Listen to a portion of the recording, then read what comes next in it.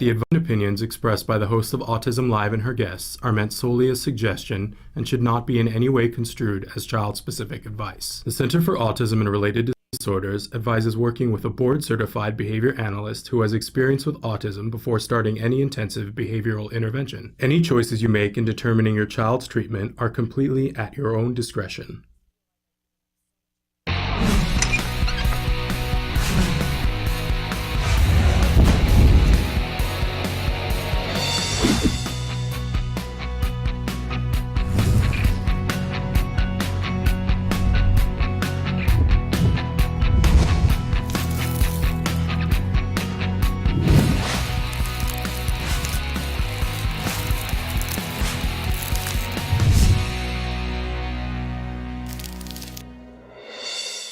Good morning and welcome to Autism Live. I'm Shannon Penrod. We're webcasting to you live from the Center for Autism and Related Disorders headquarters in Tarzana, California. So thrilled to be here with you on this Thursday morning, the day before Valentine's Day. So we're wrapping up a really exciting week here. And a little programming note, I want to remind all of you, in case you didn't get the message, that we will not be doing live shows next week. Every once in a while, we have to let our fabulous Emily Goodwin have some time off. She works harder than any 12 people that I know, and so next week I will still be here, and you can still message me, and you can talk to me on Facebook, you can talk to me, send us an email, but we are not going to be doing live shows because every once in a while we have to let Emily Goodwin have some time off. So we're hoping that she has a really good time next week. So this is our last show for really a week and a half, but it's okay because we have a really good show planned for you. We're really excited about that, and I want to remind you that in the next 2 hours we will be completely interactive. That is what we strive for every single time that we do a show. We really want to interact with you.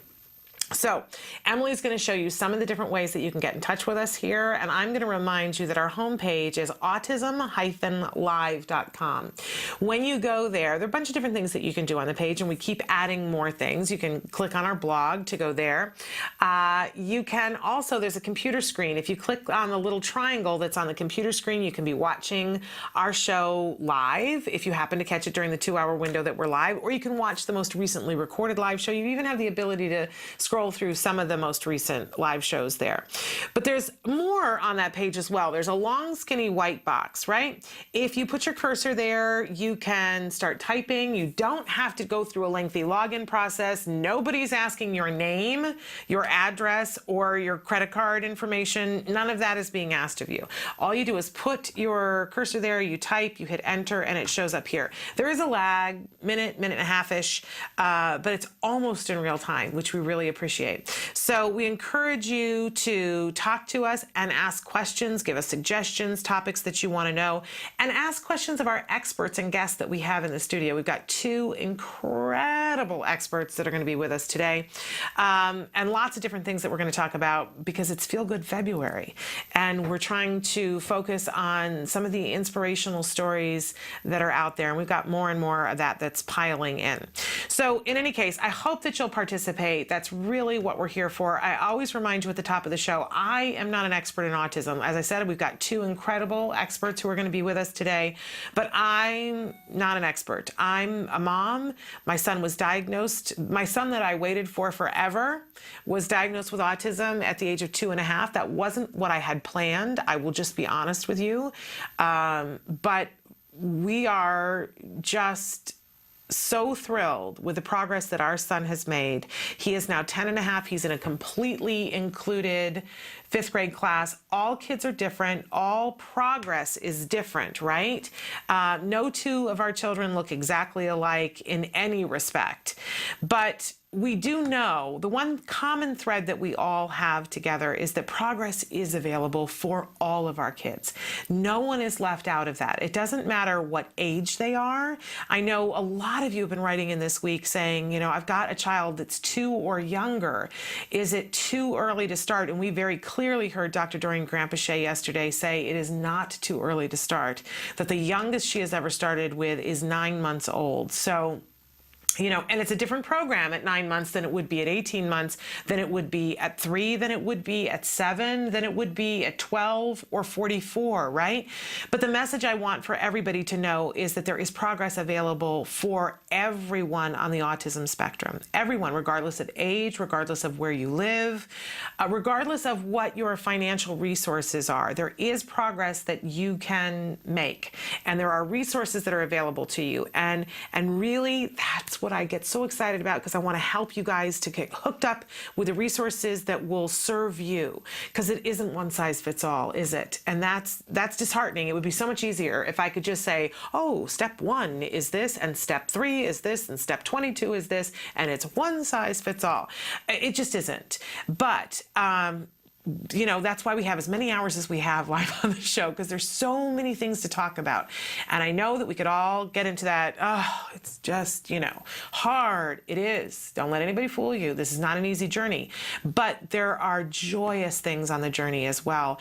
And there are ways that we can feel connected so that we don't feel alone. And I want to help you to find all of those things, because somebody helped me with all of those things. I have a huge, huge debt to pay forward. And I'm just working it off every day. So come, be here with us, participate.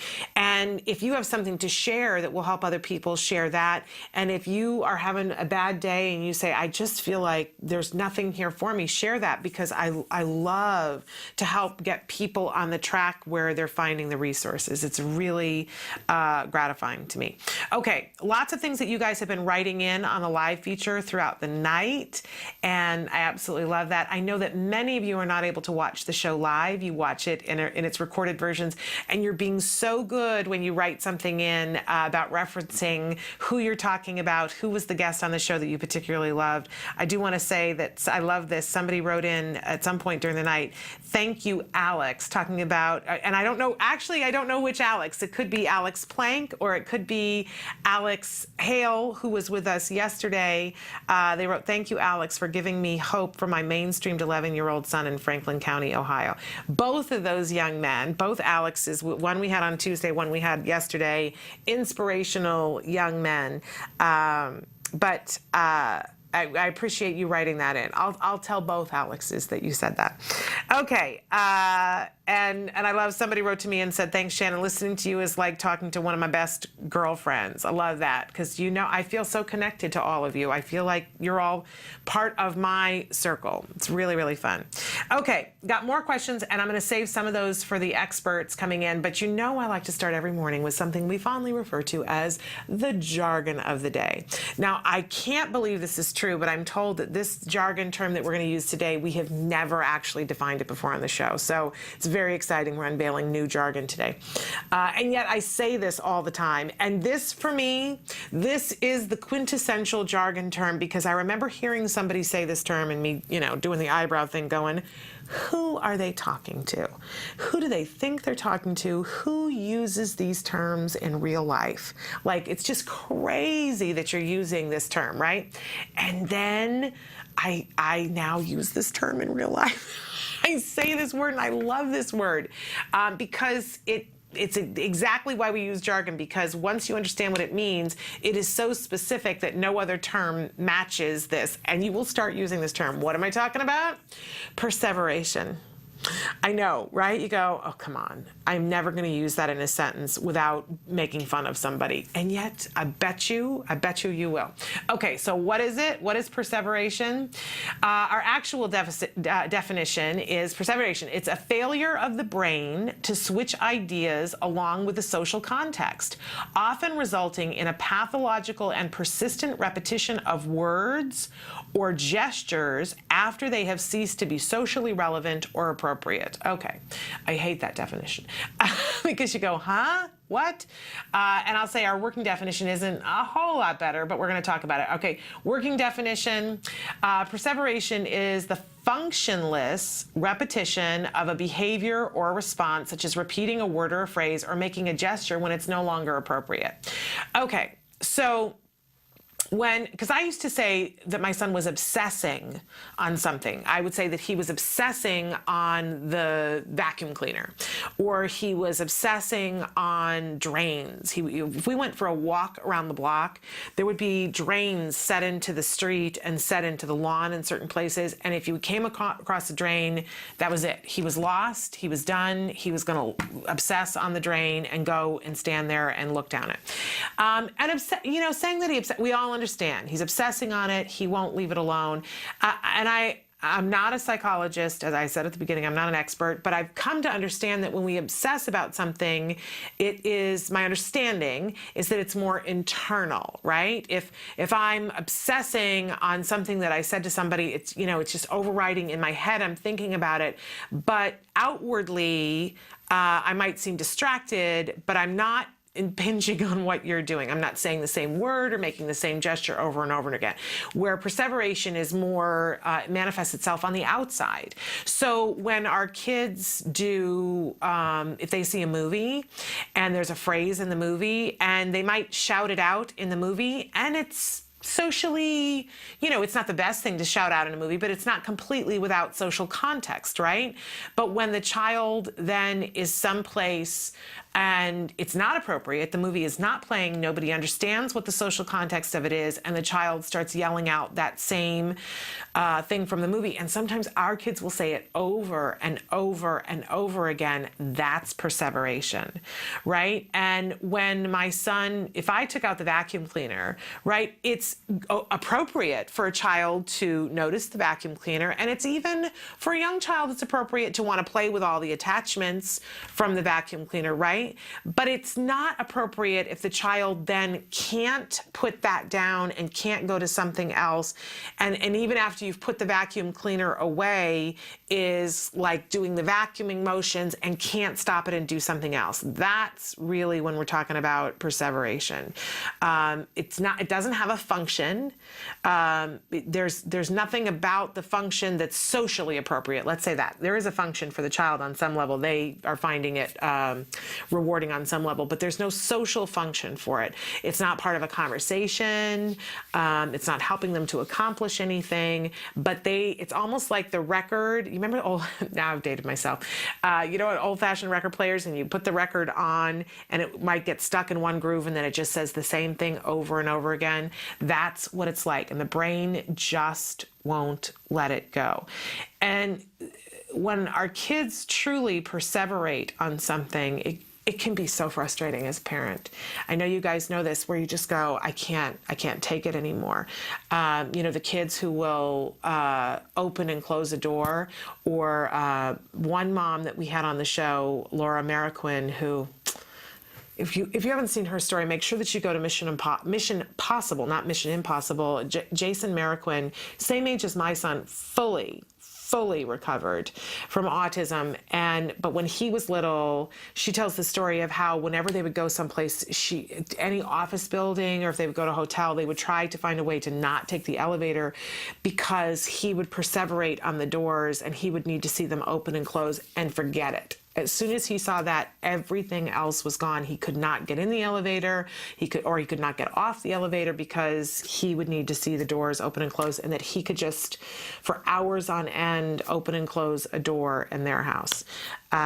He is as typical as can be. Like, watch the video so that you can see Jason Mariquin, because you would never know that as a little boy he could get stuck like that. He is just so typical that he amazes me. So perseveration, and you will find now that you kind of get what it means. You'll see your child do something and you'll go, that's exactly what that is. I see it exactly now, and it's just that much different than obsessing on something. And then you'll use it in a sentence and you'll go, oh, I have officially turned to the dark side of jargon. But it really is one of those terms that just hits the nail right on the head. Okay, so that's our term for today. Why would that be our term for today? It'll all become clear later on. Okay, so we always have a question of the day for you. And here, this should help you. Our question today is, what's the difference between loving something and obsessing over it? You know, we were talking with Alex Plank a little bit on Tuesday about what's the difference between having a crush or being a little bit obsessed with somebody and being in love with them. And for our kids, you know, it can be really hard because you look at some things that our kids will perseverate on or obsess on. And we know that we're looking for finding the strengths for our children, but what's healthy and what isn't healthy, where is that line? What things should we encourage? What things shouldn't we encourage? You know, because we could easily, there are neurotypical 3-year-olds who are obsessed with Buzz Lightyear. Just obsessed with Buzz Lightyear. And in a neurotypical family, they don't get all concerned or worried about it, right? Sometimes our kids on the autism spectrum, it's appropriate for us to get concerned about things that our kids cannot disengage from, right? And for that neurotypical 3-year-old who's obsessed with Buzz Lightyear, because we think of that as they just love Buzz Lightyear, and we think nothing of decorating their whole room in Buzz Lightyear things, because that's, you know, giving the child what they love, and it's very reinforcing, right? But we know, we have this just innate understanding that at some point he may still love Buzz Lightyear at age 7, but he won't be stuck on it the same way that he is. We don't always know that with our kids with autism, and I think sometimes it makes it dicey for us. Doesn't mean that we shouldn't encourage some of these things, right? Because when I think about Temple Grandin, her mother encouraged some of the things that she was really perseverating on, and it led to her having a blooming career. So what's the line? What's the difference between loving something and obsessing over it? And we're going to talk a little bit about that all day today. We always have a topic of the week, and our topic this week in honor of Valentine's Day is love.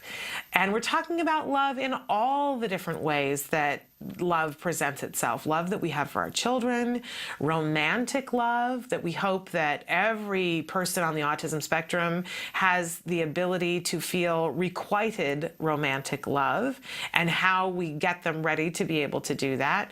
Love for things. We had Alex Plank tell us the other day about what are the things that he finds really reinforcing. What are the things that we love, and are we spending time with the people that we love and doing the things that we love while we're on this journey through autism? Because sometimes it can feel like it just becomes the all autism all the time show, right? I know it's a little ironic because that's kind of what this show is, but we have to have fun with it. We have to be able to have fun and enjoy our lives too.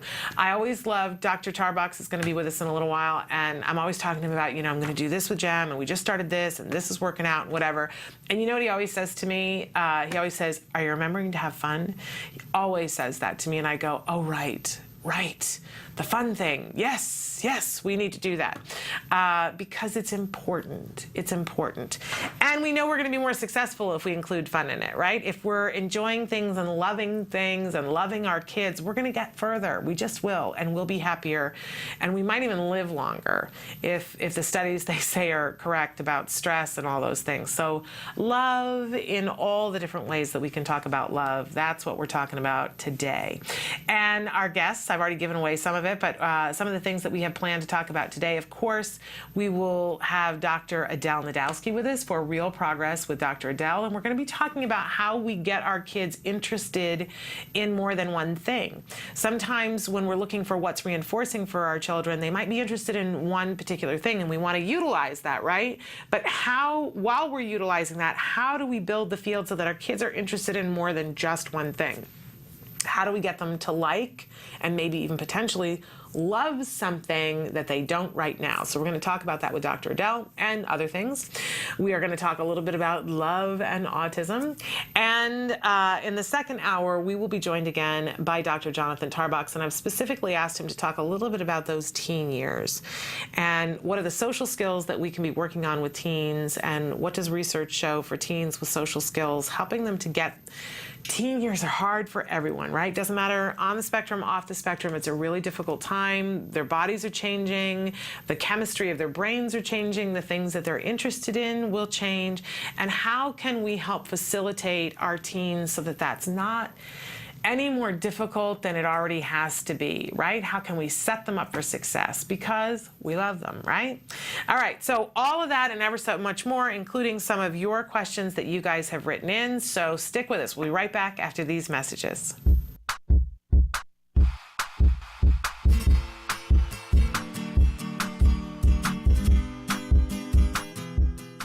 Hi guys, welcome back to Smarty. It's February, and for this month, we have made a template for you. You can find it on facebook.com/autism-live, and this activity works on your child's pincer grasp. So let's get started. The materials you'll be needing are scissors, a hole puncher, a glue stick, shoelace, cardstock, and our template that you can print from facebook.com/autism-live.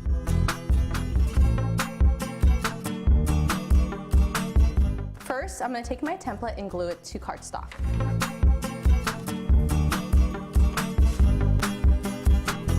And the reason I'm using a glue stick is so that it doesn't ripple, because if you use the wet glue, it's going to make it all lumpy. Once I have my template glued to my cardstock, I'm going to take my scissors and cut out the heart. Now that I have my heart cut out, I'm going to cut out the holes with the hole puncher. This is where your child's going to take their shoelace and start threading through it. Now that I have put all the hole punches through the template, now I'm going to get my kiddo to come over and take the shoelace and start sewing the outside of the heart. Shoelaces are great because they have the tip already, making it easier for the child to thread it through the holes, and they come in great different colors and patterns. As you can see, we found some really festive hearts. Here's my completed Valentine. Now it makes sense, right? I love you so very much. As you can see, the child has a lot of opportunity to work on their pincer grasp and find mold as they sew around the heart. I hope you enjoyed doing this with your child. Until next time, craft on, guys. Bye. Can you see me flying by your side? Welcome back to Autism Live. You guys are writing in some awesome questions, and I want to take a couple of seconds to talk. Somebody wrote in, and they said, not to be a Debbie Downer. Hey, we don't believe in that here. There are aspects of autism that are tough, and everybody is entitled. You know, sometimes somebody wrote in yesterday and said, Shannon, we appreciate that you're always so positive. And I said, I'm glad that it seems that way. I'm not always. And you have to give yourself the time and the space to have a bad day from time to time, right? So don't apologize, and it's not you being a Debbie Downer, because they go on to write, not to be a Debbie Downer, but have you guys had an IEP week recently? We're in that season, also transition to adulthood. We did just do a bunch of things on adulthood, but we're always working on that transition. We're even going to be talking about that with Dr. Tarbox, how we do that in the teen years to get ready socially. We do have an IEP week coming up. I don't have the schedule right in front of me, but we do have an IEP week coming up, because you're right, it is the season. And that's not a Debbie Downer at all, because IEP season, it has the potential to be very stressful, but it also has the potential to be really amazing. And for us to make big leaps, both with the relationships with our schools, with the training with our schools, and ultimately with the kind of year that our children will have educationally next year. So nothing Debbie Downer about that. And I love the reminder of it, but we do have one coming up, and I'll check to see if I can see on the schedule when that is.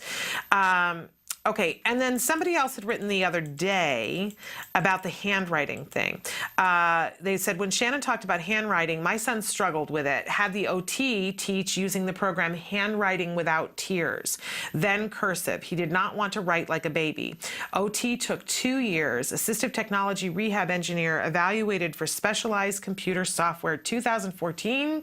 He uses Literacy Suite of software to do his college work. Skills Proficient suite of software. Very happy ending. Love, love, love that. And I want to say that my son did Handwriting Without Tears, and I can tell you there were no tears. There were no tears. We did it from kindergarten, actually preschool. They started with Handwriting Without Tears, and he did it in kindergarten, first grade, second grade, whatever. But as I mentioned, and I think it's a great program, a great, great, great program. Unfortunately, my son had an eye issue that he wasn't excelling in it. And we didn't catch it until late, and they were already onto cursive. He writes beautifully with cursive. But we really have been in this place about trying to figure out whether we wanted to go back and do the printing and work on it, or just let it go and just have him be on the computer. And I had made the decision that we were just going to let it go. And then I realized how bad it was. And then a therapist that I trust ultimately kicked me in the butt and said, excuse me, I think you need to go back. So we have gone back, and I just want to say it's been a rough couple of weeks. It's been a rough couple of weeks. It has not been his favorite thing. And my husband and I sat on the couch last night and had this discussion, and I said, he is going to push because this is a change in his routine, and he doesn't want to have to do this. And it does feel like baby to him, and he's not interested in it. It's not an area, we're trying to make it really reinforcing for him to be able to do it, but he's still testing to see, can I do it halfway, which was not the term I used last night with my husband. Can I, can I just phone it in? Can I do it halfway? Do I really have to take the time to do this and coordinate and do it exactly right? Or is there a way that I can push all of their buttons and then they'll let me out of it, right? And, so my husband and I are trying to hold the line and support each other and tag team in and out and not give up. And there has been tremendous progress in just 2 weeks. Tremendous, tremendous progress. I have wanted to light my hair on fire at least 20 times. I have threatened to run away from home. I've threatened to go lay in the middle of the street, to my husband. It has been really hard. But I am being rewarded with the fact that I'm seeing how different it is. It really is. We're making a great deal of progress. But I appreciate that. And I do think Handwriting Without Tears is a fabulous, fabulous program. But cautionary thing, if your child doesn't have the ocular motility, as they say, there I go with jargon, ocular motility. If their eyes can't move in the way that they need to be able to move, it could be the best program in the world. We had to take care of that first, and I just didn't know that when I needed to know that. So in any case, I appreciate you writing that in, though, and I love your happy ending that your son is in college and doing fabulously. Makes my day more than you can possibly know. Now, somebody else wrote in about, they said, Shannon, I have a question for you about the new core standards curriculum for special education for our kiddos. In Ohio, they called it extended standards, and it is the core standard, but much easier objectives and fewer objectives. Did you opt to do this for GEM? My mainstream son, 11, in 4th grade, was just switched to this at our IEP. Thanks always for everything that you do. And I appreciate you writing in. We're still finding out more information about the core standards, and I don't know about at your children's school, but at my child's school, the teachers are having to go to trainings, and we got a lot of subs in the classroom, and I gotta say, it's a little bit, like, really, are we that surprised that we have to do this during the school year? And I guess it's the only way they can fund it for the teachers to get the training. It's not the best, I think, that we can do for our kids, but maybe it's the best that they can with the circumstances that they have. In any case, we have not, but remember that all of our kids are different, right? And that's why they have individualized education plans, because they're all different. GEM is staying at the core curriculum level, and we're looking to send him next year to a school where it's a little bit accelerated, because he is incredibly on it and able to attend, but if he gets bored, that's where we have the problem. So we've been having to find ways to push him. Now, I will say this. As a teacher, it's really important to teach the children where they are. So if it's moving too fast in the core curriculum for your child, there is nothing wrong about having them have standards that are pulled back a little bit. But here's the dicey part of it, because you need to pull it back. I'm bad at math, and if somebody said, okay, well, here's you're 51 years old and you have to know how to do trigonometry, and otherwise, you lose your house, right? They said, this is the way, and you don't get to progress on unless you learn trigonometry. And they enrolled me in a class for trigonometry. It would be a disaster. It would be an absolute disaster, because I would not be ready to do trigonometry. We would have to go back and do the very basic stuff with me. And it would be important to do that. If you just stuck me in the trigonometry class and expected me to excel, I would never, ever get there. So you'd have to change the curriculum for me and put me back at the beginning. But you wouldn't just say, and that's all we're ever going to do, and we're not going to, because I would never get to the trigonometry class, right? So depending on what your goals are, all kids, anyway, neurotypical, don't graduate and really know the same amount. I know we have these core standards, and that's the idea that all kids are going to graduate and know the same stuff, but all kids don't anyway. So we need to be realistic about what our goals are. But if your goal is for your child to eventually get all of those core standards, then what you're going to have to do is say, okay, we've got the special curriculum during the school year, but during summers and breaks, we are going to really power through, because the rest of those kids are at camp and they're doing arts and crafts projects, or they're sitting and playing video games, or they're outside playing, and we want to make sure that our kids get time to play and socialize and stuff too. But you're also going to extend their school year and make it your business to be catching them up to the standard every year until you get caught up. If that's your priority. It can't be everybody's priority, right? You have to look at it and say, what's more important? You know, where are we in terms of social skills? What's my expectation of what my child will accomplish? And you're always flexible with that, right? Because our kids tell us more. I think people who look at a 5-year-old or an 11-year-old and go, oh, they're never going to do this, or they're never going to do that. We had Alex Hale on yesterday, and he was told he was never going to be able to have a job. Nobody should ever have a limited expectation for any of our kids. But don't feel bad about your child being in a curriculum that's perceived as being easier. Meet your child where they are, but use all of your time to make them progress and get closer. Right? That's good for everyone, but be realistic and flexible with your expectation of where they're going to end up, because you have to be. We all have to be flexible. Our kids will reveal to us what they're capable of. I hope that answered your question. All right.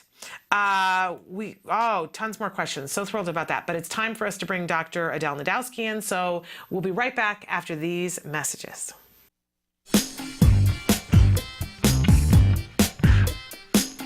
Hi, I'm Ryan with Autism Research Group. We study ways to improve the lives of kids with autism. One of those ways is teaching safety skills, such as what to do if they get lost. We hit the streets to find out if anybody knows the correct answer on how to teach a kid what to do if they get lost.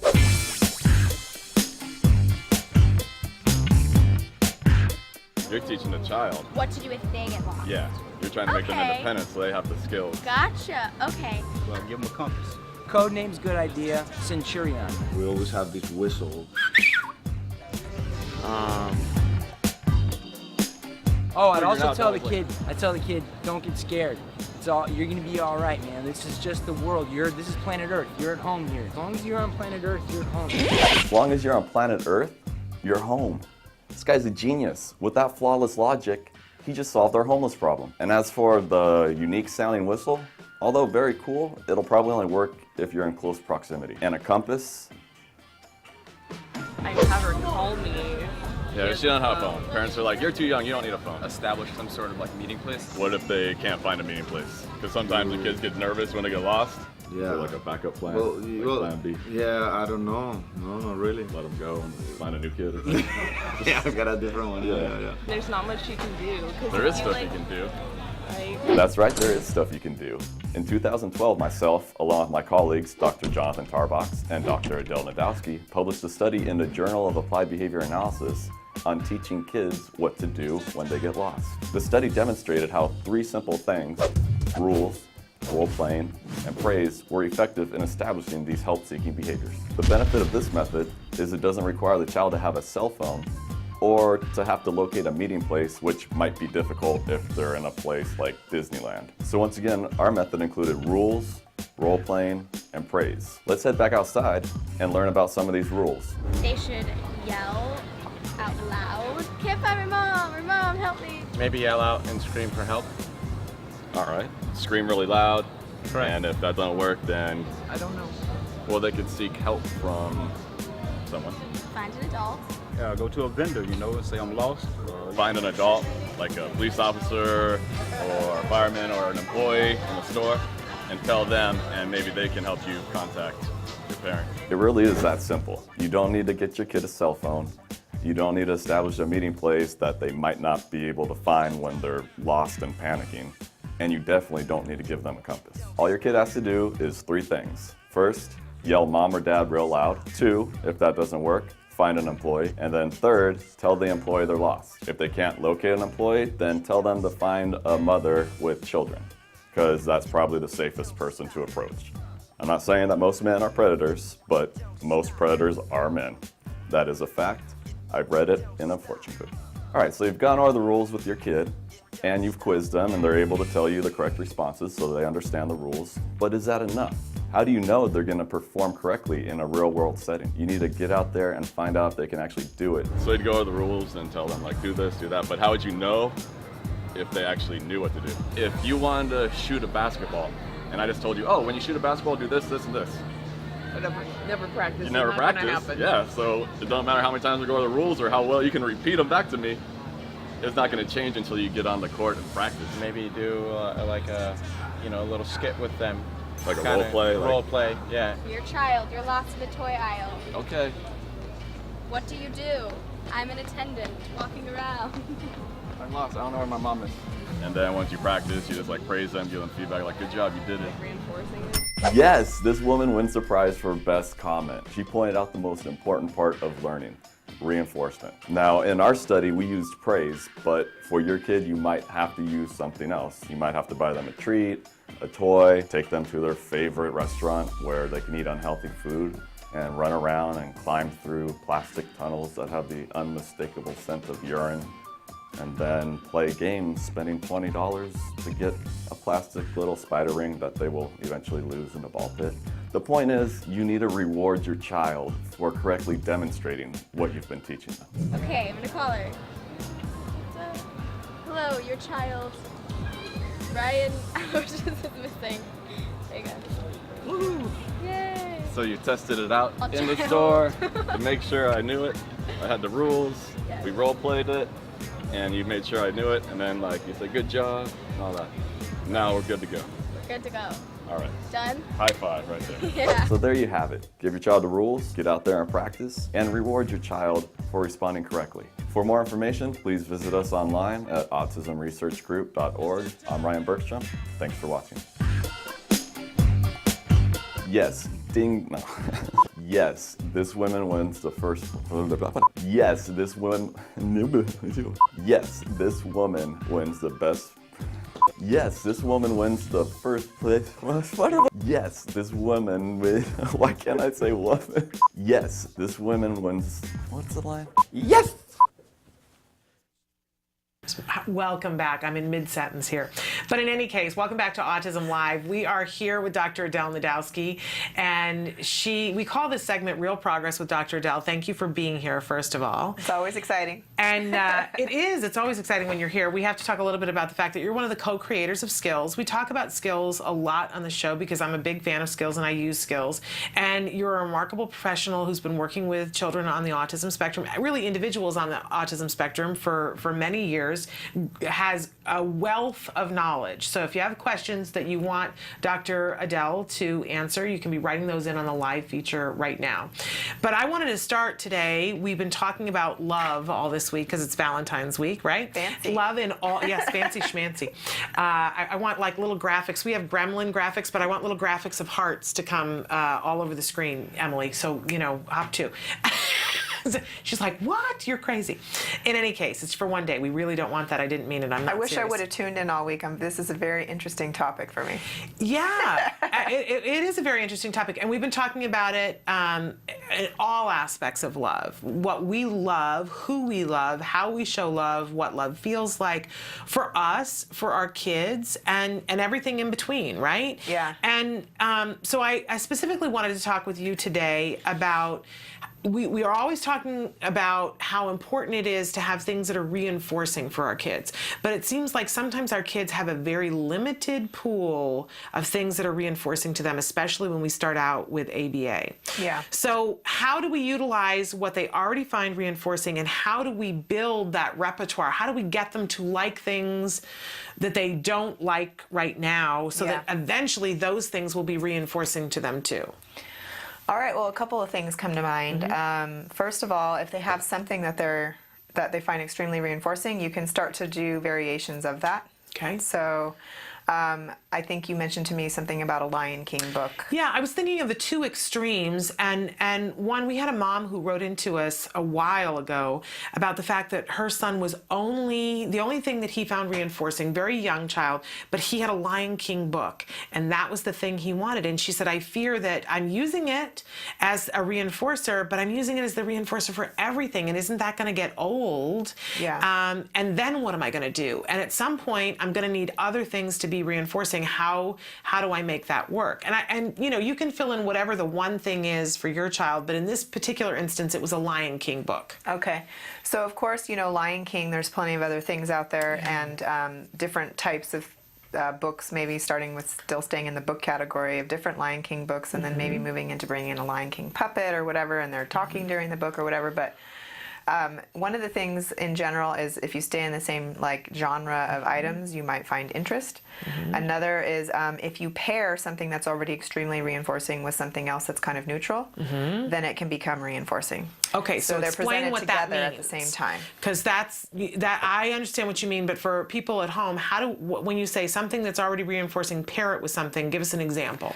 So if let's say that, I guess we'll keep using the Lion King book. If that's really reinforcing, then when the Lion King book is present, then also bring in other things, and they're both together at the same time. Yeah. And so you might be more accepting now of the puppet that's suddenly present that you were not interested in a minute ago, because you're doing it in the context of the book that is already reinforcing. Yeah. So then pretty soon the kid's becoming interested, like, ooh, what, this puppet? And this puppet will actually become reinforcing by being paired with the book. It really is. Then you it's can like pair a the puppet with another character, maybe, let's say, once the puppet is already reinforcing. And it's just this whole thing that you can keep doing. So, but it doesn't have to be tangible things either. It could be pretty much for most people, food is reinforcing. There are kids on the spectrum who have major food selectivity, so they might not have major food reinforcers, but most people, this is a primary reinforcer. This is something that we need to survive, so most humans find it very reinforcing. So you could, if you had to, you could pair food with different things as well. And so just having them both presented at the same time. You could also do what some people refer to as environmental enrichment, where you put a bunch of things that the child likes, and maybe there's not a bunch, but if there's a couple things they really like, have those present while you're doing other new things.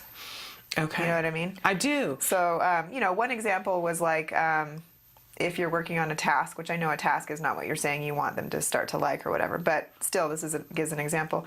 But they love Kool-Aid. There's always a cup of Kool-Aid present while you're doing that task. Like, I'll do that all the time with my kids, with things that I know are less reinforcing for them to do, like activities at home. Yeah. So, for example, if I know my son has to do a really difficult homework, like something he usually cries over or whatever, I might say, so today during the homework we're going to make it really fun, and you can have whatever Kool-Aid you want or something like that, and you can just drink it as much as you want while you're doing the homework. And so he'll just be like having a good time because he's getting to do this thing that I usually restrict his sugar intake or something like that. You know what I mean? Absolutely. So just dressing up the other scenarios with the things that they already really love. I always think back to the example of when Jem was little. It was really important to me to read to him, and whatever happened, we would read to him when he was little. But I mean, he was fresh out of the womb, and I would sit and read to him because it was important to me. And then there was a point at which he became very busy, right, and was not interested in sitting anywhere for more than 30 seconds. And it was right at the point when I really wanted him to be attending to a book.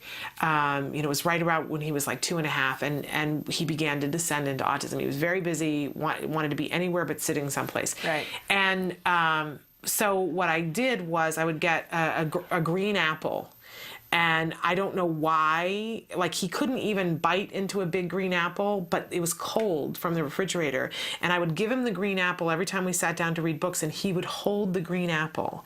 And he, for whatever reason, I can't explain to you why, but he loved that. And sometimes he would suck on the apple. He couldn't bite to get into it, but he would suck on the apple, and we would sit and read to him, and that became such a big deal. Eventually the apple went away. My child still, you know, if a total stranger said to him, you know, I'll read this to you, he'll sit down. He loves to be read to.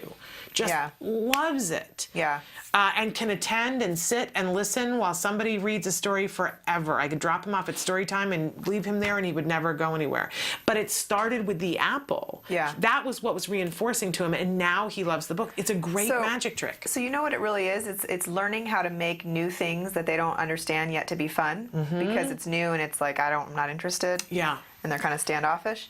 Figuring out a way to introduce the new thing so that it is fun. How do you make new things fun? Well, you do it by pairing it with fun things. And so your apple is an example of that. Yeah. But anytime I'm going to do something with my kids that I know is going to be something that I'm going to get a little bit of a protest over or something because it's new, I'll always just do that as an antecedent thing, is I'll pair it with something that is extremely reinforcing. Okay. And a lot of times the hesitation of I don't really want to do this is completely gone because they get the other thing they really like, and then they get the exposure on the first time and go, that was really fun. Sometimes that's all it is. It's just the need to have exposure to something and then realizing it's actually pretty cool. Absolutely. So we're going to take a break, but when we come back, we're going to ask Dr. Najdowski to apply all of these things that we just learned to older kids. Give us examples of how we do this with the teenager who only wants to sit in their room and be on the computer, and that's the only thing they're interested in, how we're going to get them to like new things in those teen and older years. So stick with us. Hi, welcome to Camp Discovery, a free-to-play suite of fun,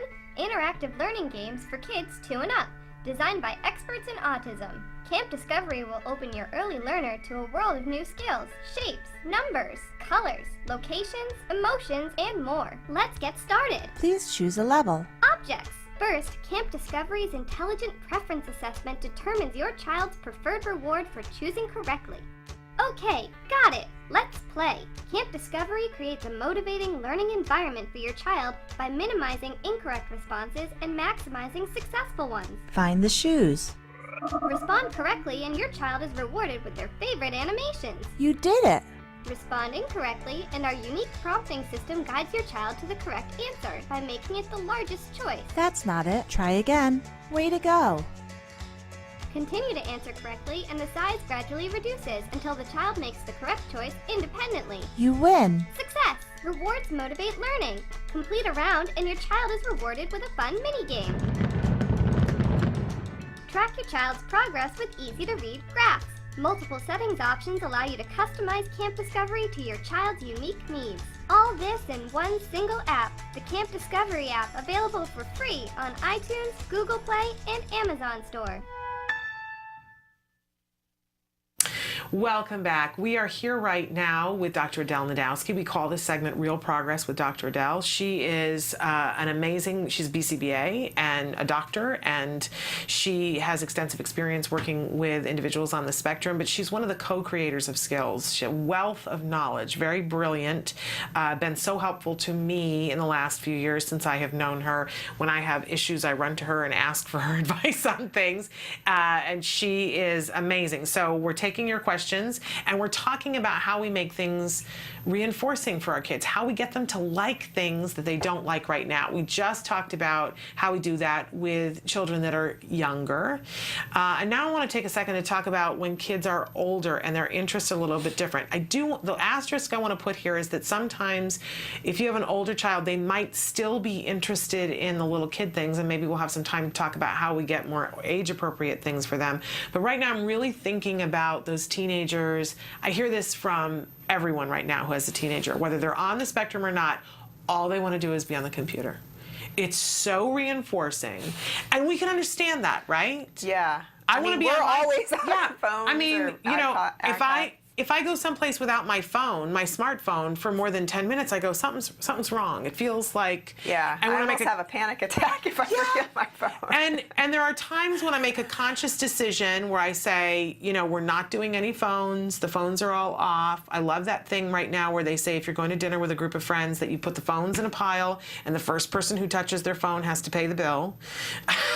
I love really good. Because, you know, we've all gotten a little bit too addicted to our technology. So we can sort of understand how it really would draw in a teenager. Yeah. If we're having a problem, you know. Well, I think that with that, it's coming up with rules and a household schedule and routine, and not just allowing free access, because then you get in the struggle of they're doing it but you don't want them to be doing that, so you say to them, why don't you do something else, and then they don't, and then you're frustrated and you're back and forth arguing with each other and everything like that. So instead, if you set up rules and expectations like you will get to have screen time, I'm just going to call it screen time because it would include everything, for this time period during the day, or for, you know, this time length, and only after you've finished your homework and this or that, meaning they can't have it at all if they don't do the other things that are important to you. Yeah. So figuring out what else do you want your child to be doing around the house. You might have chores set up for them that they need to accomplish every day. And obviously doing their homework, and then maybe there's extracurricular things that they need to be working on. Some families want their kid to play an instrument or whatever it is. You know, you got to practice your stuff or whatever. And then if you finish all that, then you can have screen time for this length of time. I love that, because this, you know, it's so reinforcing that they will do it forever, and we do need to monitor it. A couple of things that we've done recently in our home, there's a free app that you can download. It's called I Run, You Run, and it graphs, I know you love that, it graphs how they're doing on their goals. And I think you can, on the free version, you can put in 6 or 7 goals, and you can specify how often they have to do it. So he has to come to me, and he has to input the information on his iPad. He has to come to me and show me that he has done a certain number of things, he has to be at a certain percentage in order to qualify for screen time. You're doing this right now? We are doing this. We've been doing this for the last couple of weeks at home. You know what's kind of cool about that too is that the app is on the screen. It is. So it's already somewhat enjoyable to put the information in, as opposed to like if you had it on a chart on a wall or something like that too. So he loves it. He knows he's responsible for inputting information. He has to come and show me, and it does a percentage, and it will do it on a bar graph too, to show how he's doing week by week and how he's doing on an individual skill. And I love that I could specify, you know, this particular thing needs to be done 4 days out of 7, and this one needs to be done 7 days out of 7. And, you know, so it charts all of those things, and he doesn't have to come to me and say, what do I have to do to get screen time?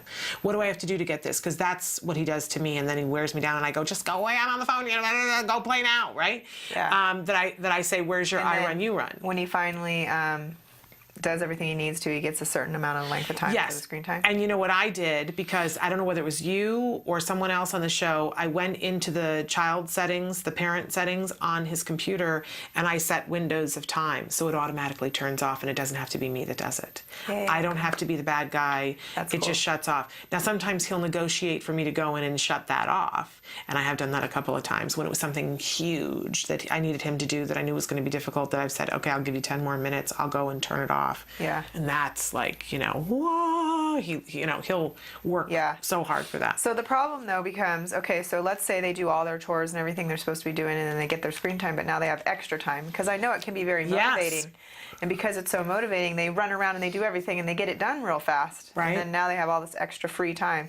Is to figure out ways to fill your child's free time with other activities. Because if they don't have other hobbies or activities, then they're kind of just sitting around waiting and kind of nagging about when can they do their screen time. Yeah. Right? Absolutely. You've hit it right on the head. So it can be helpful to come up with a schedule.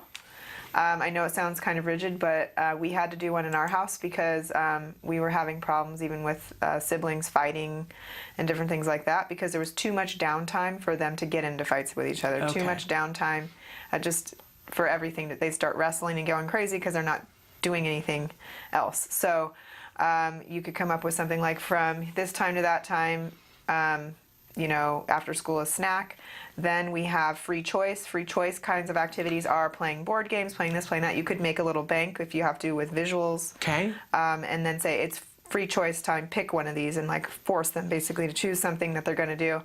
And then after that, it's quiet time, and during quiet time, you read a book or you do homework. I love this. And then I love this. And then after that, you get a little bit of screen time or something. Okay. So really remarkable. Just something to think about.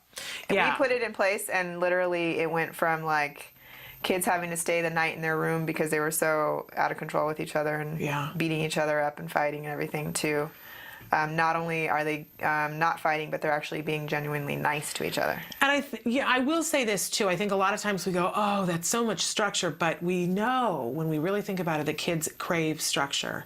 When they can see what their time schedule is and know what's coming, they find it really, we'll see that it reduces their stress. Yeah. So don't think of it as just, segmenting all their time and, they don't get to be kids, because that's not what research has shown with any of us. Structure, a certain amount of structure is really important for all of us, but for kids in particular, it's why some kids can go to school and do really well and come home and they fall apart. Well, the thing is that being kids is not the same anymore these days anyways, because when we were kids, we were allowed to just walk out our front door and play in the streets and not come home until it started to get dark and no one worried about us and we could have our imaginations flow and stuff. But now we have to stay inside, so we're cooped up. Yeah. I mean, we can go in the backyard and stuff, but so it's a little bit different. It is. And you are being a kid during your free choice. You're playing a game.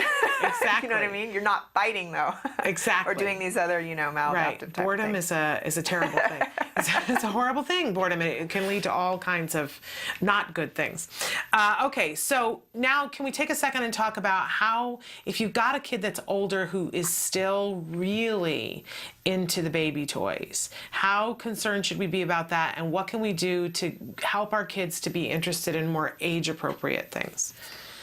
Well, we have to maybe reinforce using more age-appropriate things. Again, do the pairing thing. It's kind of the same formula. You just have to plug in the different variables. It seems like basically to get someone to do something, you can either reinforce it. So set up an expectation, you do this, and then you get that. So make them play something more age-appropriate, and then maybe contingent on that they can get the baby thing. Right.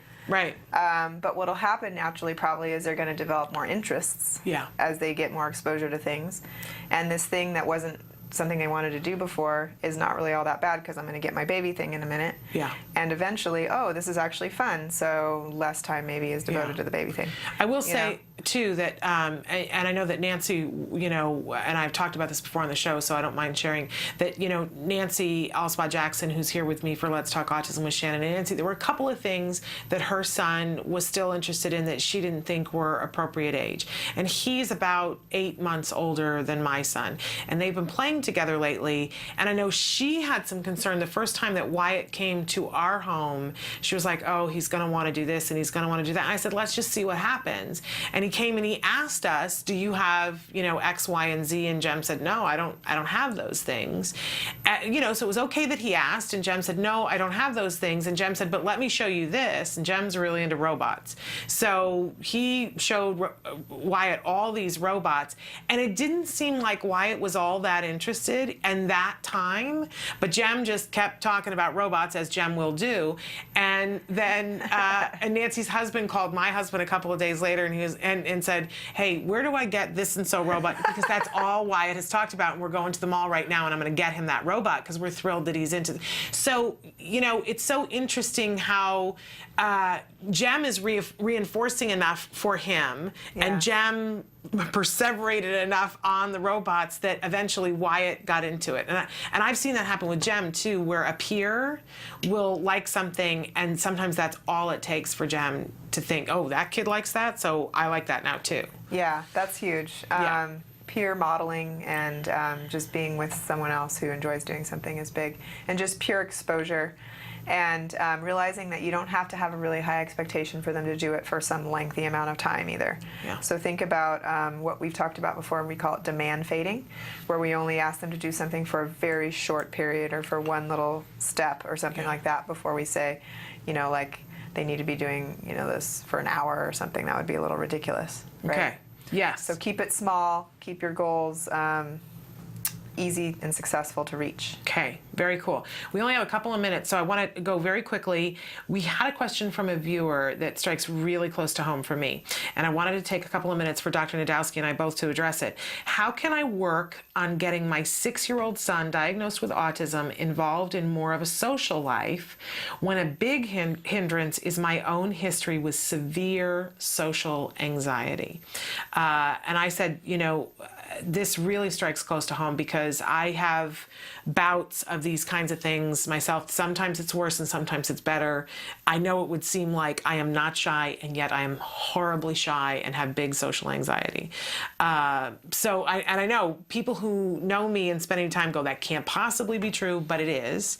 And I've shared before on the show that there was a period of time after Jem had autism that I became agoraphobic and did not want to leave my home, would have a panic attack anytime I left my home. So I want you to know that I don't take that lightly, what you're saying. I understand what it's like to be immobilized by fear. Yeah. What spurred me out of it was that I got cognitive behavioral therapy. And I did that because my husband and I sat down and I talked about it, and I said, I can't be the mom who doesn't go to her kid's high school graduation. I can't. And I also, the day that things turned around for me and I went, I need to get help, was when I did go someplace with my son, because I overcame my thing, went someplace with my son, and my son said, can we go home? Can we go home? And I said, why? What's wrong? And he said, I feel like I'm dying. I feel like I'm dying, which is something he had heard me say. Oh. And I thought, this is what I'm teaching my child. And it was a very bad day, and there were tears about it. I get welled up thinking about it now, but I went to my husband and I said, we have to get me some help. Yeah. Because I can't do, after everything we've been through and as much as we've helped him with autism, I can't put this on him now. But I could not have done it on my own. I got really good cognitive behavioral therapy, and that helped me. So my recommendation would be to do acceptance commitment therapy, which is ACT. It is same type of idea, but a little bit different. It's a behavioral approach as well. And basically it helps you to realize that, you know, everyone's going to be experiencing pain of some sort. And the problem is that you want the pain to stop. And because you want it to stop so badly, you actually think about it more and more. Yeah. The fear or whatever it is. Yeah. It won't go away. Because think about it. When you tell yourself, I don't want to think about elephants anymore, what's the first thing you think about? An elephant. Elephants. And you have to think about it when you say, I don't want to think about elephants. So it makes you think about it. So you start to get in this thing where you're like fighting with yourself basically about your fears. And because you're fighting with yourself, you create such an amount of anxiety because you want yourself to stop and you can't stop. It's not possible. Yeah. And so you get up in a frenzy and you have these panic attacks. But what it teaches you is how to learn to accept that people do feel fearful in these situations and that it's going to happen. And so what you do is you come up with what are your values. And that's what you did. Yeah. You said, I have to be there for my son to be at his graduation. It's important for me to do this and this for him. Those are my values. I want to be a good mother, and I want to, you know, whatever they are. So think about what those values are, and then think about what actions do you need to engage in to reach them. Yeah. And in order for you to reach that value, you're going to have to do X, Y, and Z actions. And so then you just do those actions. And when you start to have your panic attacks and your fears happening, you let that happen instead of trying to make it stop. It's totally different. It's like accepting it. That's why they call it acceptance. It's a whole thing, and there's some great books you can read. Russ Harris has one called The Reality Slap. And he is amazing because not only does he write about this and he is considered an expert in this field, but he's also the parent of a child on the autism spectrum. So he understands that aspect of it as well. Yeah. Which is just amazing. And if you want to actually get a therapist who specializes in ACT, you can go online to contextualbehaviorscience.org, I believe it is. But basically what you're looking for is the Association for Contextual Behavior Science. Okay, so even if you just Google that, you'll go in there and you'll be able to look up for an ACT therapist in your area. Because I think some other therapies try to make you actually change your thoughts. And this says just accept them. It's okay, everyone has them.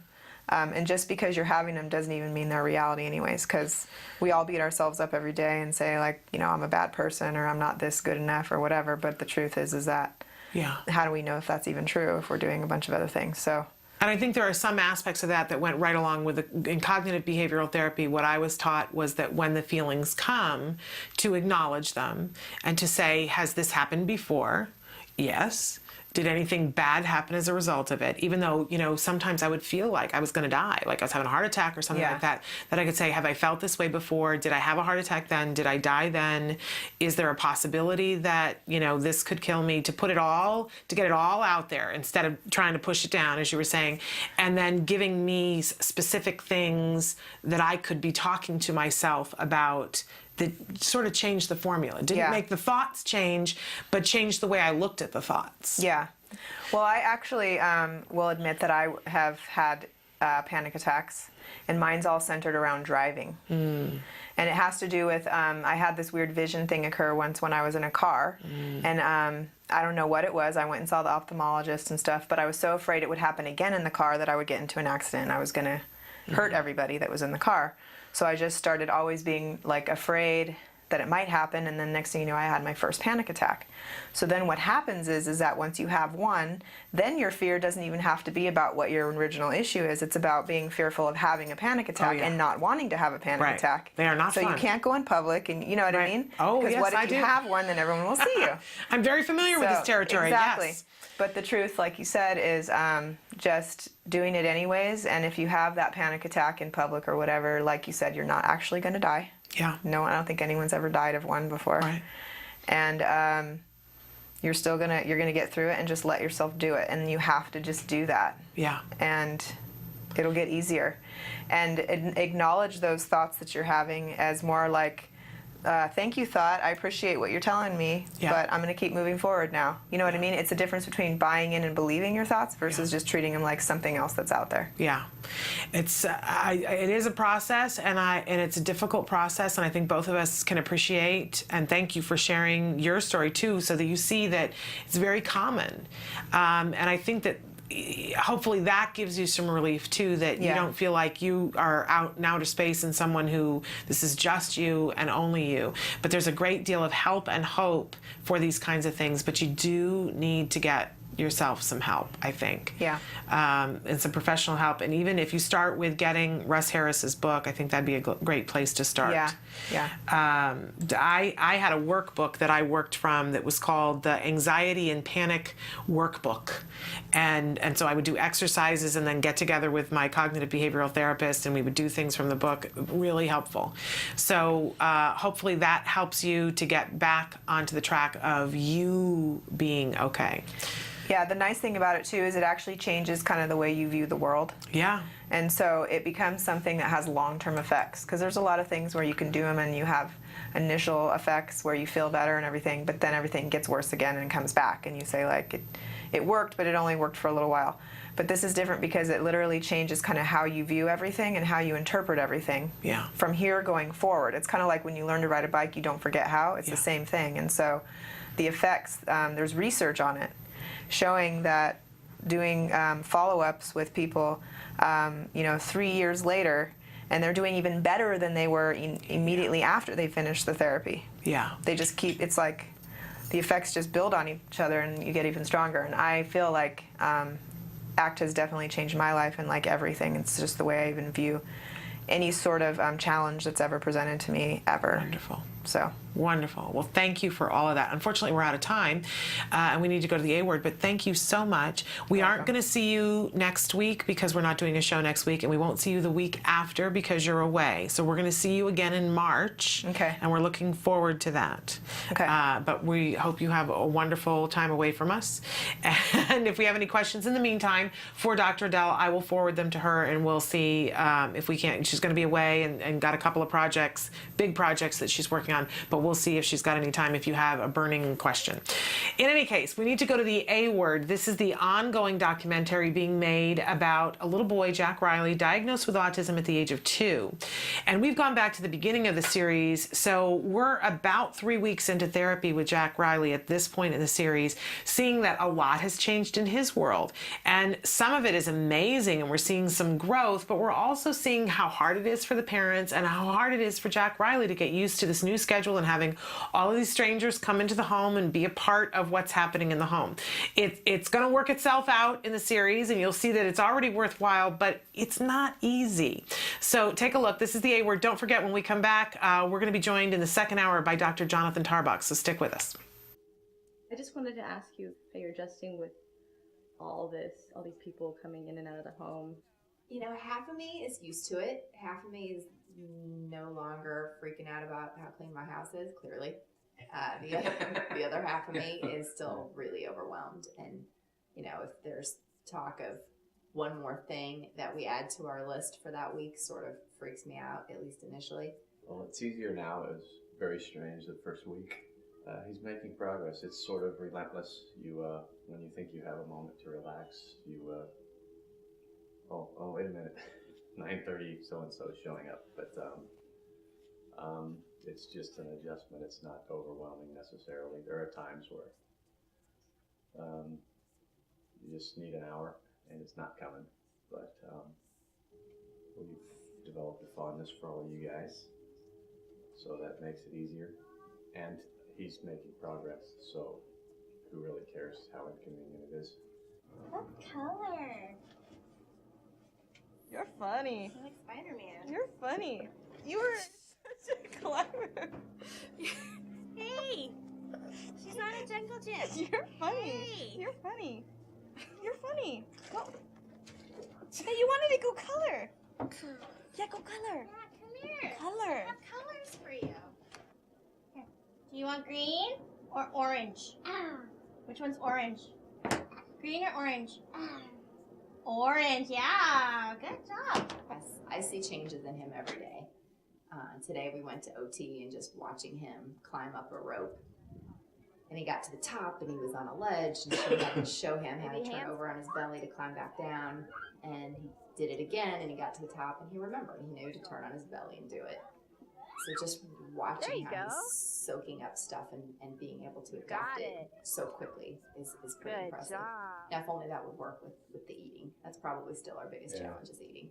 Yeah, eating's it's a task.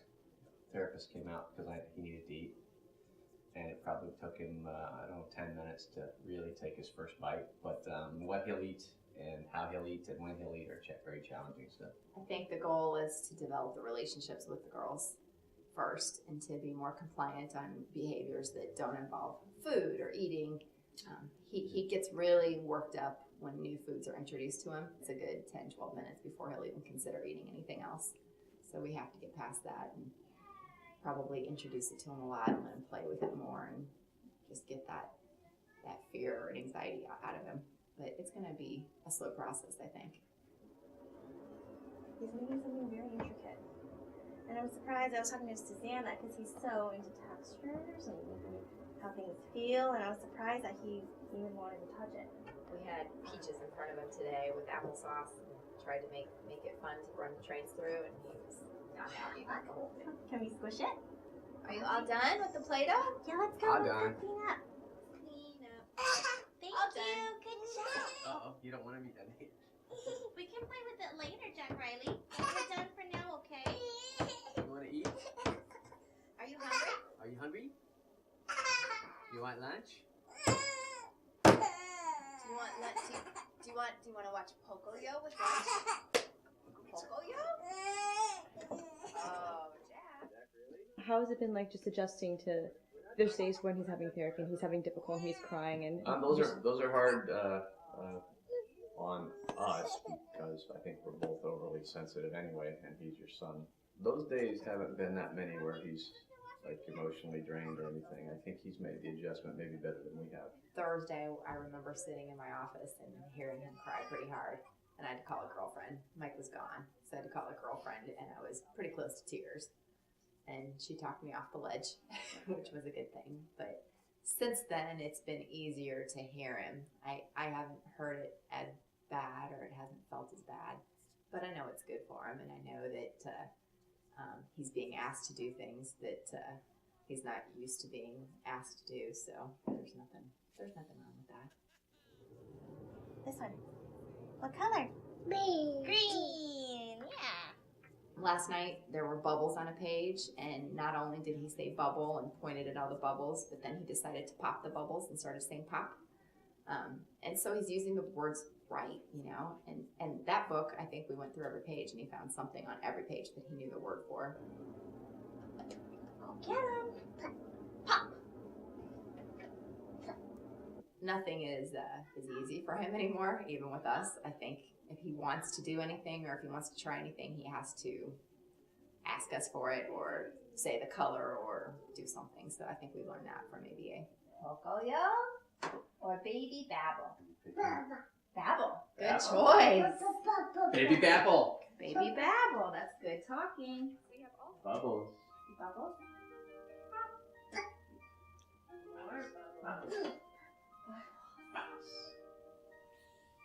Pop. If he's watching a video with you, he turns and make sure you get. Did you hear that? Did you hear that? So he's fully engages you to make sure you're paying attention.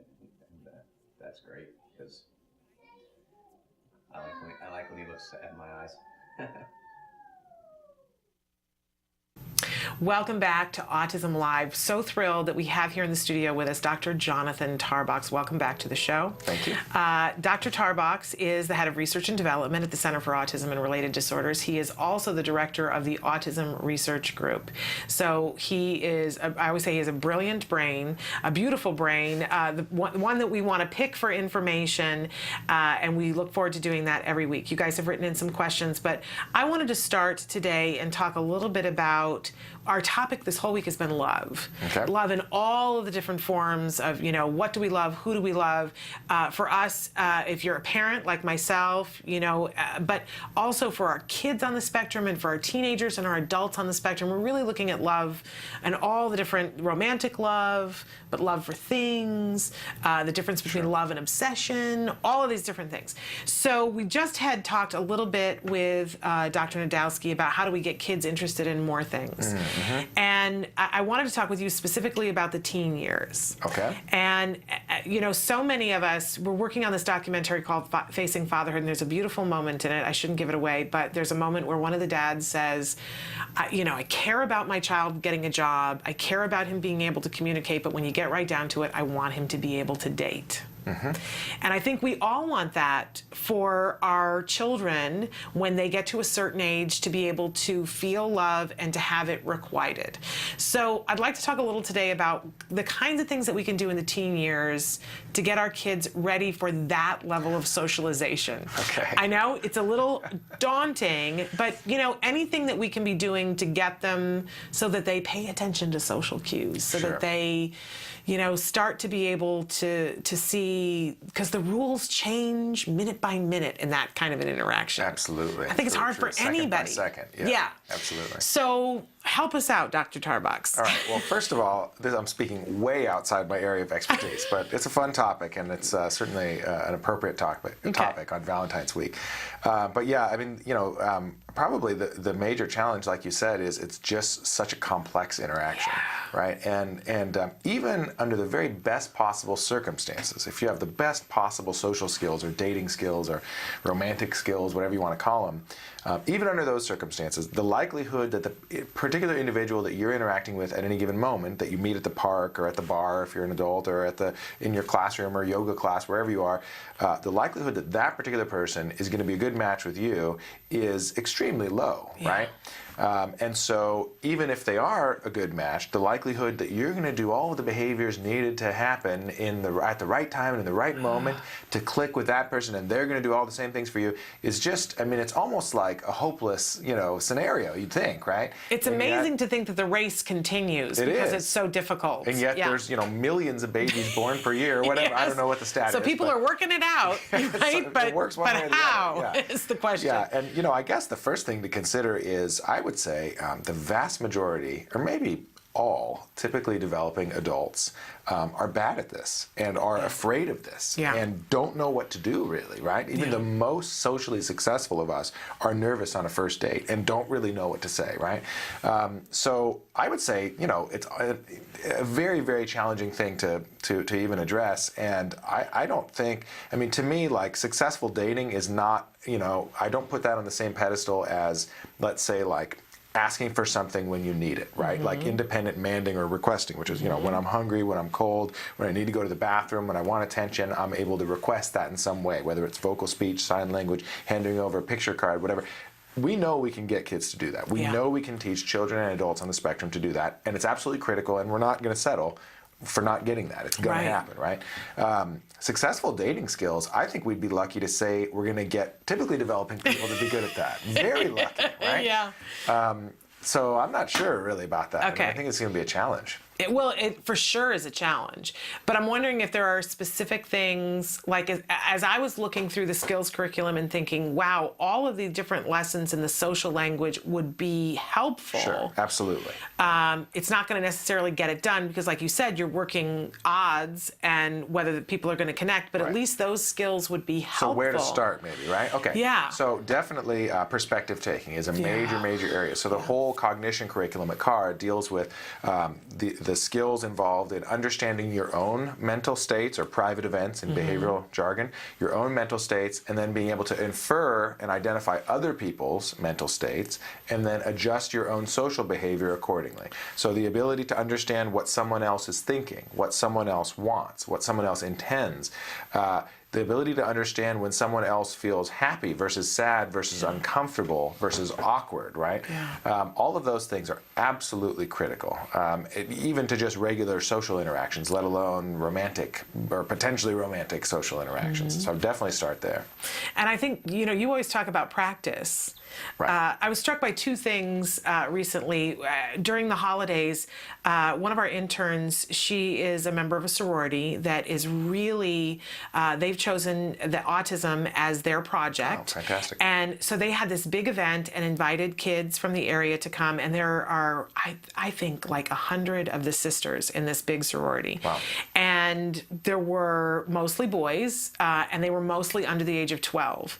And the girls were beautiful college-age girls, right? And they were sitting with each one of the boys, and they were working on a craft project, and then they danced. They all got up and danced together. And my son was there, and he probably had 5 girls at a time paying attention to him. And I said at one point, you know, this will be what he needs when he's 16. Right. Like, can we come back and do this again when he's 16? Because this is exactly what he's going to need, is those college-age girls to say, and this is how you're going to dance with a girl at the dance. This is, you know, so I'm making sure that the sorority will be doing that kind of thing by the time he's 16. And then, of course, we were watching SpongeBob this week, and they had a whole episode about the fact that Mr. Krabs was going to go on a date with the driving school teacher, and that he wasn't ready to do it. So SpongeBob dressed up as a girl to go through all of the different things. They went on a practice date. Right. So I'm wondering whether we should arrange for those kinds of things for our kids, practice dates. Yes, and the fact of the matter is we should be doing that with typically developing teens too, we really right? should. I mean, really, if you want to get good at something, you need to practice it, and you need honest feedback, you know? And you need to practice it enough to where you can actually learn from that honest feedback and incorporate it. And to get good at something, or to be fluent in something, or to look comfortable in something, you have to be good at it and do it a lot and be able to do it quickly. And so social skills, you know, eye contact, talking, laughing, giggling, making compliments, holding hands, all of that social dance, all of those things need to kind of happen quickly and fluently. You know, the kid can't be sitting there for 5 minutes and then say, okay, now I should probably make eye contact, or now maybe I should hold her hand or something, right? So yeah, the only thing that gets those behaviors to happen more quickly and more comfortably is repeated practice with positive reinforcement and honest feedback and correction when things go awry. I love that. You know, with there's a big thing happening right now with dads, and you're a dad of a little girl, but there are a lot of dads, I don't know whether it's a club that they belong to, that when they're girls or teenagers, the dads take them to dinner and take the girls on a date, and the whole purpose of it is for the dad to show the girl, this is how a man should treat you. So that when they are teenagers, by the time they're teenagers, that if a guy is being mean to them, that it seems like a foreign thing to them. Right. Because they have it in their head. No, my dad already showed me this is how a man who cares for me should treat me. Right. I think More it's a training. lovely idea. Right. Yeah, it makes More sense. training. And that's for neurotypical girls. So really remarkable. It's overwhelming, and I don't think we could ever be done. But we can start to work and set our kids up for success. And actually, I've got a geeky little behavior analysis analogy that might be appropriate. When studying basic processes of positive reinforcement, way back when with rats and pigeons, one of the things that they studied were called variable schedules, where you don't get reinforcement every time you press the lever. You get it sometimes, and there's no way to predict when it's going to happen. But it is going to happen, okay? So for example, a rat might press a lever, and on average, every 30 presses, he'll get a food pellet. And he's hungry, so it's worth it, right? But it's not every 30. Sometimes it's every 20, sometimes it's every 60, sometimes it's after 5, sometimes it's after 30, right? And so there's no way to predict whether or not you're going to get it. Now, if you put a human in that same circumstance, the human says, I don't know what to do, it's never going to work, I give up, right? Right. But think about how, would that be a good idea for the rat to be saying that? No way. What does the rat have to do? Give it a shot, practice, right? And really, couple relationships and dating is the same way. You are going to meet failure many times before you meet success, even if you're the best possible, even if you have the most advanced skills. And so I think we need to teach that it is about multiple, we talk about it as practice, but it's not just practice, it's just doing it a lot, just getting out there and pressing the lever. Pressing the lever. All right, our watchword for the week. We're going to take a short break, and we're going to come back and have Dr. Tarbox answer some of your questions, so stick with us.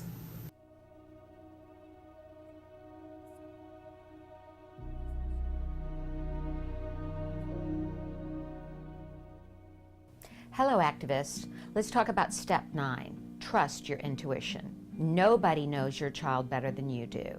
No one. If I had trusted my gut, my intuition, I would have had my son diagnosed 2 years earlier, and he would have started receiving important early intervention 2 years earlier as well. Somehow I let others, people that I thought were experts, convince me to wait and see as the best course of action. It wasn't. If you feel like something's amiss with your child, chances are you are right. How can someone like a doctor or a teacher or someone who has spent limited time with them know what's best for them? You've spent a lifetime with them. You are their best advocate. Trust your gut. It will never steer you wrong. Until next time, keep the faith. Welcome back. We are here right now with Dr. Jonathan Tarbox. He is the head of research and development at the Center for Autism and Related Disorders, and at this portion of the day, he answers your questions.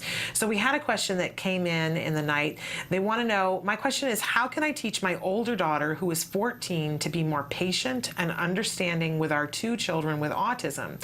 She is such a smart and remarkable young lady, but I can't sometimes make her understand them.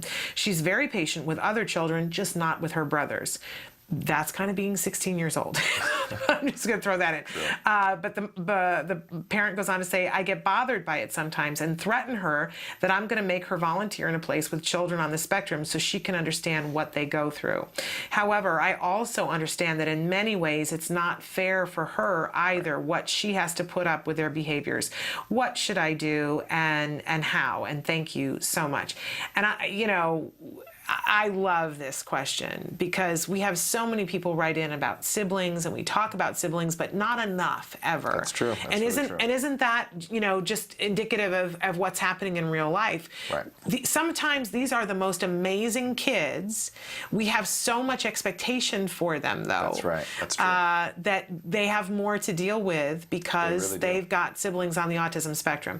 So I know you've always been a big advocate for the siblings. What would you say to this mom, and who says, by the way, and I love that the mom says that this young lady is smart and remarkable. Mm-hmm. Yeah, it's fantastic, right? So she's already oriented in the right way, which is it's all about positive reinforcement, right? And as an aside, more and more now in the field, as ABA becomes more well-known and more popular, and as the prevalence has risen over the last 20 years, more and more now in the field, we're getting new people coming into the ABA field who are siblings Yeah. and who had younger siblings on the spectrum, and they learned all about ABA and autism because it was in their house all day, every day, right? And they didn't have a choice. But now they're choosing careers to help others and making a difference. So you never know who that, who that sibling might turn into. They might turn into the next great leader in autism treatment, right? So we do want to make this a positive experience as much as possible. So yeah, the main thing is always, and I'm always saying the same thing, but it is about positive reinforcement. It's about remembering that our children are not going to do what they're supposed to do because they're supposed to do it. Being supposed to do something doesn't make you do it as a child. We need to get that crocheted on a pillow. It's really true, though, right? Just because you're supposed to do something doesn't mean that you're going to do it. That's not what causes you to do it, right? Yeah. Your sources of motivation are the most important things. And by the way, that happens to be true with you and I too, and everybody else, right? So you got to maybe ask yourself, like, what's going on? What are the sources of motivation for being kind of grouchy and impatient? What are the sources of motivation for being patient and for being present?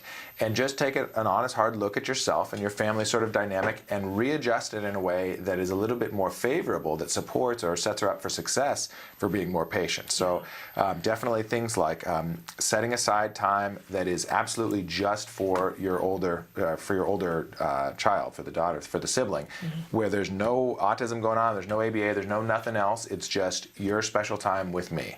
And even if it's only once a week for half an hour, even that will be appreciated, right? And where there's no qualifications on it. It's not, we'll get to what you want when we have time, when Jimmy's, not having a tantrum or something. It's no, this is your time, and it's not going to be interrupted by anybody else's needs, and we're going to have that experience together. That's easier said than done, obviously, but it's critical. And then, just making the whole thing like nagging, right? We always talk about nagging on this show because we all do it as parents, and it's one of the... I'm very good at it. Right, I am too, have perfected it. That practice thing, doing things over and over. I'm very good at the nagging. I pretty much have it down. Well, unfortunately, I'm pretty good at it too. But really, take another look at your own interactions with your kids, and this isn't specific to your viewer, but to all of us as parents. Take a look at your own interaction with your kids, and try to just observe how often, when I want my child to do something, in this case, be patient with siblings, how often am I encouraging that through reminders, positively worded, happy reminders in a calm and patient voice beforehand, versus how often am I nagging as a consequence, right? So the older sibling maybe appears impatient or acts kind of bratty about the situation. How often am I responding to that by nagging her, like, you're supposed to help out more. Why can't you be more patient with your sibling, right?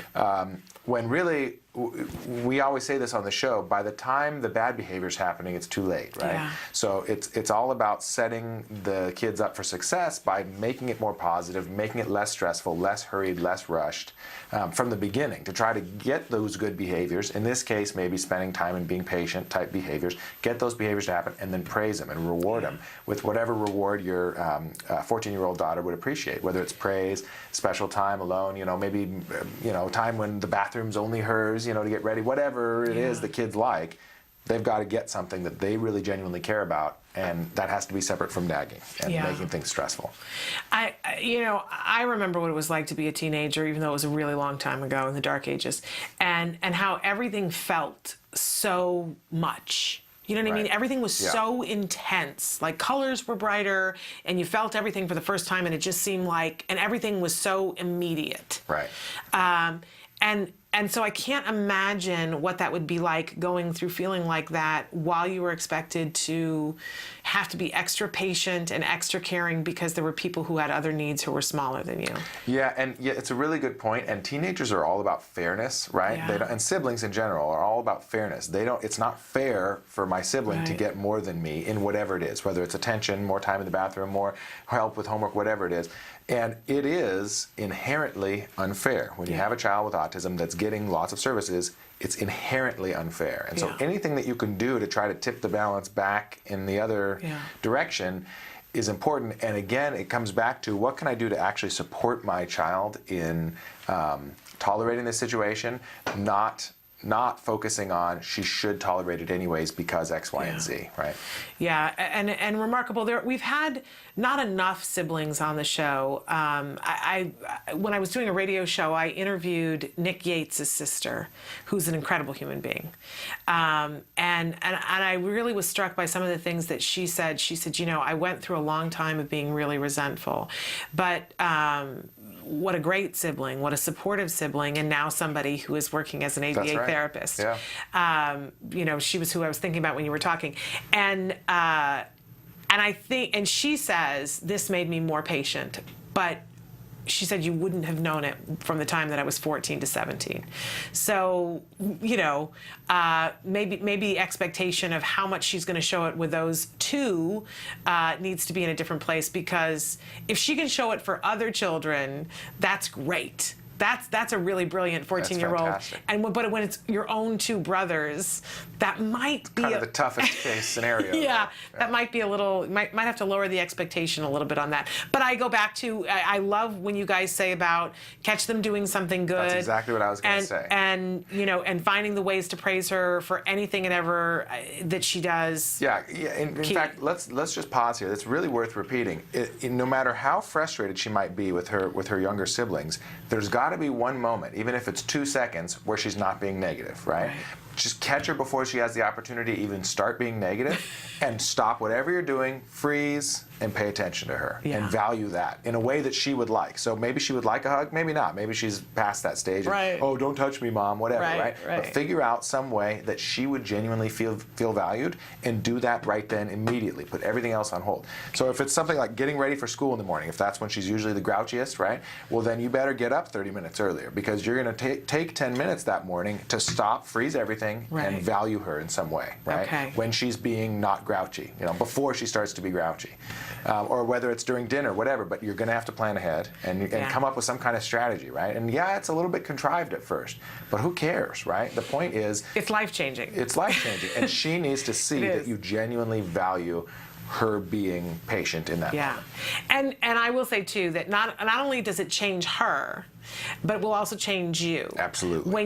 Even when we're faking it, when we compliment somebody and we're faking it, it changes how we view things and how we look at them, and we do get warm fuzzies for them. It's really true. Even when deep down we're like, I shouldn't have to do this or whatever, right? I shouldn't have to compliment you for being nice to your brothers, but you say, hey, that was really nice that you just said that, and it's almost like little locks open up inside you, and you go, oh, everything isn't horrible. Right. And it can have a cascading effect. Like people always talk about, like, when you're on a diet, if you eat something unhealthy for breakfast, you're more likely to eat unhealthy things the rest of the day. Well, it's the same thing with positive versus negative interactions between humans. If you start out the day with doing something positive with your spouse or with your kid, it's gonna affect the way that you interact with them for the rest of the day, and it will make it more likely that you're gonna have an awesome day. Well, and what a great thing for us to be thinking about and talking about during Valentine's Day week, when we really care about the people in our lives feeling appreciated and feeling loved and feeling like they're part of a whole. Isn't that part of what Valentine's Day is all about? And so we could all today set ourselves the goal of someone in your life, could be whoever you want to pick, catch them doing something good and give them a compliment. And make them feel genuinely appreciated. Yeah. And you will feel better. Yeah, absolutely. I tell you, it's an endorphin rush. So do it and see how it changes the rest of the day for you, and see what happens as a result. We'd love to hear back from you what happened in this experiment. We're going to take another short break, and we're going to be back more with Dr. Jonathan Tarbox after these messages. The Institute for Behavioral Training provides courses in applied behavior analysis for the treatment of autism. Access IBT e-learning videos on the move and learn at your own pace.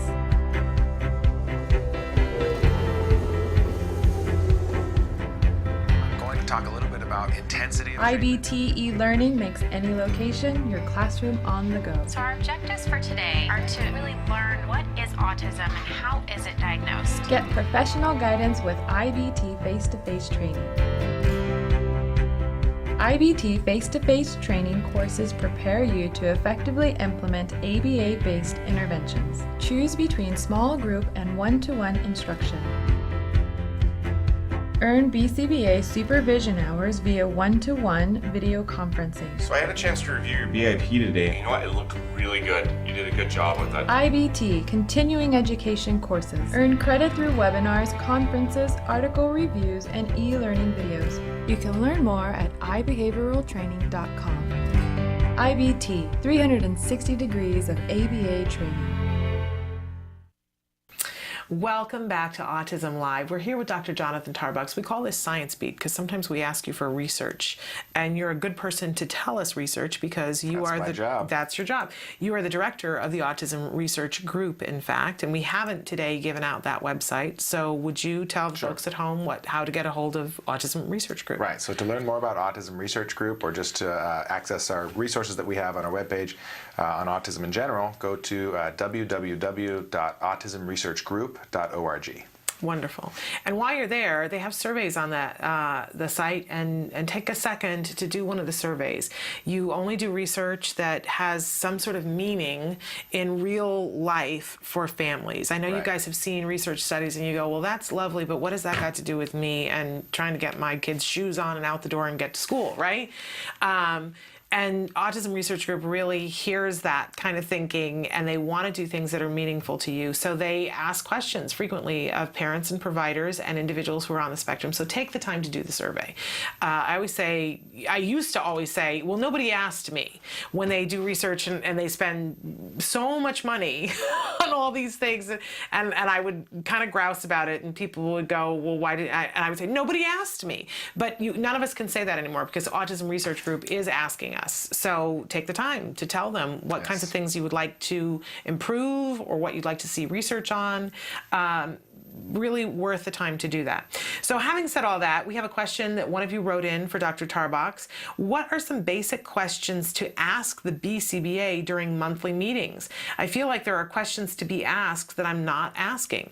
And we've been talking about how useful we can be at those clinics. I know CARD calls them, and usually at CARD they're bi-monthly, every 2 weeks. Some organizations do it monthly, but it really is an opportunity that we should use to find out more about what's happening, educate ourselves, and be a part of the team, right? Absolutely, right. So what can we ask to help us to do that? Right. So, you know, like a good analogy would be you're going to see the doctor every 2 weeks or once a month, and anything that you want to know about your health, that's a good opportunity to ask, right? But instead of your health, we're talking about your child's treatment program. And that is the job of the BCBA, to talk to you about that at these regular meetings. The number one thing I always recommend to parents is to ask how you can help out over the course of the next 2 weeks or the next 4 weeks, or however long until the next meeting. Say, what can I do to further push my child's program forward? And usually the most important thing is working on generalization and maintenance. So then you ask your BCBA, what has my child learned in the last 2 weeks or 4 weeks? Give me a list, literally, and I'm going to keep it in my pocket, and list of things my child has learned that I can help sort of work on generalization. So if my child has learned the word apple last week, great. Now every single time I see an apple for the next 4 weeks, I'm going to point out and say, hey, what's that? Right? And reinforce when my child says apple. Or I'll ask my child, oh, hey, will you hand me an apple? You know, when I see one, and he hands it to me, when we're playing with toy fruit, whatever it is.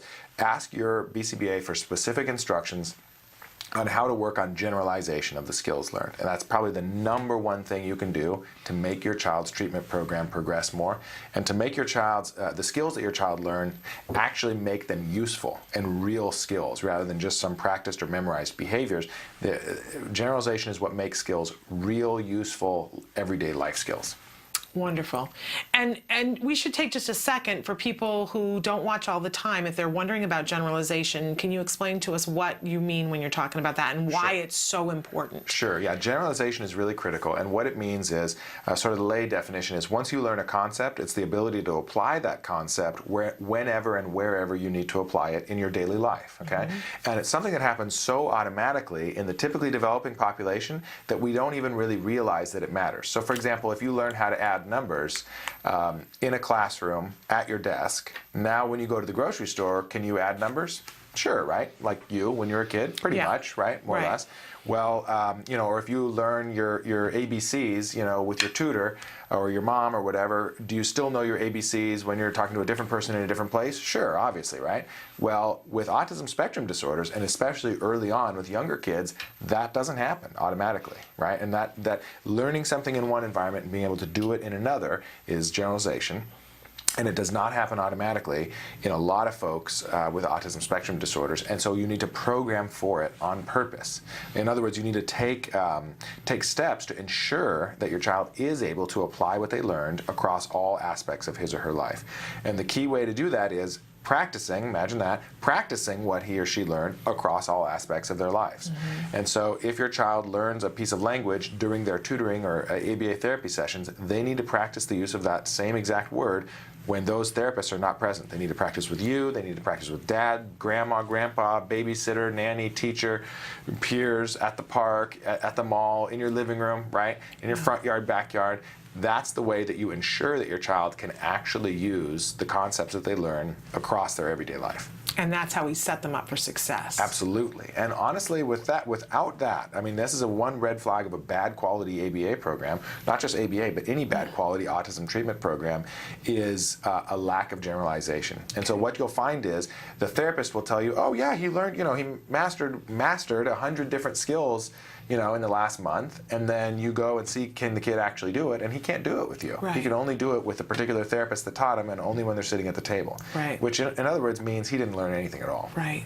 Right. Really important that we make sure that our kids can do these skills in all different kinds of settings with all kinds of people. Right. Otherwise, they won't be able to actually use the skills when they need to in their life. What's the point? We're wasting the kids' time. Really remarkable. We're going to take a break, and we're going to come back more with Dr. Jonathan Tarbox after these messages.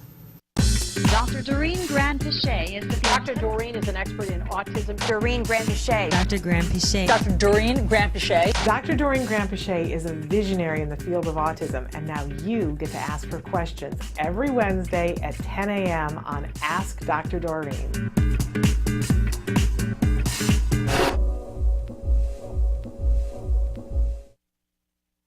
Welcome back to Autism Live and to this segment that we call Science Beat with Dr. Jonathan Tarbox. We are here with Dr. Jonathan Tarbox, and he is the head of research and development at the Center for Autism and Related Disorders. Now, a little bit of a programming note. I mentioned a little bit earlier in the show that we're not going to be here doing live shows next week because every once in a while we have to give Emily Goodwin a break. We hate to do it because she is so talented and we rely on her so heavily, but we do have to give her a break, and we're giving her a break next week. And so everyone should wish Emily a wonderful vacation. She's going to have a fabulous time with her family. And then the week after, we do not have Dr. Tarbox or Dr. Adel Najdowski because you have some other fish to fry. You have places you have to go and things that you have to do. And we have a book. Well, that was what I was going to ask about next. Yes, right. You are approaching a deadline for one of the most amazing books that we are all waiting for. Well, I hope so. Tell our viewers what the book is. Okay, right. So for 14 months, we've been working on writing a treatment manual for how to treat autism using evidence-based, scientifically proven procedures and combining those procedures according to how we view the world at CARD, basically. So it's the CARD model of evidence-based treatment for children with autism. Amazing. It's very exciting. It's been a big project. It's comprehensive. It basically goes over all major procedures contained in evidence-based ABA therapy, parent training, how, supervision, how to teach skills from all different curriculum areas. It's very comprehensive, and the entire thing is due to the publisher in 2 weeks. So we're very busy for the next 2 weeks. So we're giving him a little bit of a vacation as well to work on that, and Dr. Najdowski is working on that as well. That's correct. And so that's why neither one of them will be here 2 weeks from today to be with us. But then we will see you back in March, and you will look like a different person then. That's because right. You will have helped to birth this massive thing. We need to have a baby shower for you because it is like birthing something. It is. How many pages is this? 750 pages. Yeah, that's a big book. It's a big book. That's a very big book. It will save some lives and also be a great doorstop after you've saved some lives. We love books like that. So amazing. And then when do we expect that it will be available for people to purchase? They said it's being published by Elsevier, by Academic Press, which is a subsidiary of Elsevier, which is one of the top scientific publishing companies in the world. And they said that it'll be published within 6 months of when we deliver it to them. Okay. So it'll definitely be published in 2014. All right. Really remarkable. It's a huge life achievement. Very exciting. And you've been working, we talk about long-term goals and working on something long-term. short-term goal. This has been a very long-term goal for you. 14 months. That's pretty long term. Yeah. Pretty amazing. So we really look forward to that, and we congratulate you on a job well done. I know you're finishing up. You're in the last 2 weeks. Yep. It's got to feel. Are you watching the Olympics? A little bit when I have time. Right, you haven't had much time. I watch the Olympics, and as much as I can too, and I'm days behind on my DVR, so don't tell me who won anything, right? But I watch these people who are so passionate, and young people, so passionate and so driven, and the parents, and how long it took for them to get there. And it's one moment, and I know it isn't just about that one moment, but it is a pinnacle moment of what, you may only get the one Olympics. And you gave a comparison a couple of weeks ago about how it's very similar to having a child on the spectrum. Absolutely. And I keep thinking about that as I watch the Olympics and thinking, oh, I never really thought about it that way. And it's great for me to language it that way because I see the parents and I know the sacrifices that the parents have made for each one of those kids to be there and be skiing down the mountain or doing whatever, that it was a lot of getting up when they didn't want to. It was a lot of saying you're going to work through this task that you really don't want to do and making it reinforcing for them and sacrificing other things to say we're going to get to this moment. That's right. And I'm looking at it in an entirely different way. That thank you for giving us, and that's on our YouTube channel.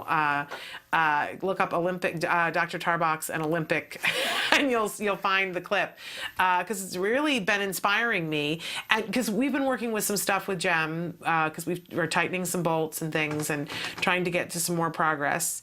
And it's been a little tough, but I find myself thinking, well, it's going to be tough. It's going to be tough. And you're not going to get a gold medal, but you're going to get the satisfaction of knowing you did absolutely everything in your power to help your child. Well, I'm going to give myself a gold medal. You deserve one. I think I have to get a gold medal for my husband.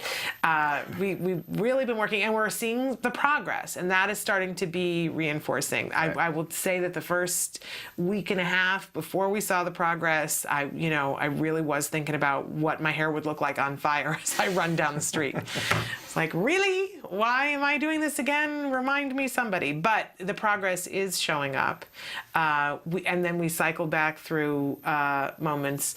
Yesterday, my son informed me that I like to take everything that's fun and make it not fun. So clearly, I don't have this ABA reinforcement thing figured out as well as I need to. Well, you know what? You're probably making the same mistake everybody makes with ABA, which is once it starts to work, we think, great, we don't need it anymore, right? And that's what everyone, including behavior analysts, does with positive reinforcement. You use a bunch of positive reinforcement, you get a great behavior change going, everybody's motivated, everybody's happy. You say, oh, great, yes, I'm sure he doesn't need it anymore. And you start fading out.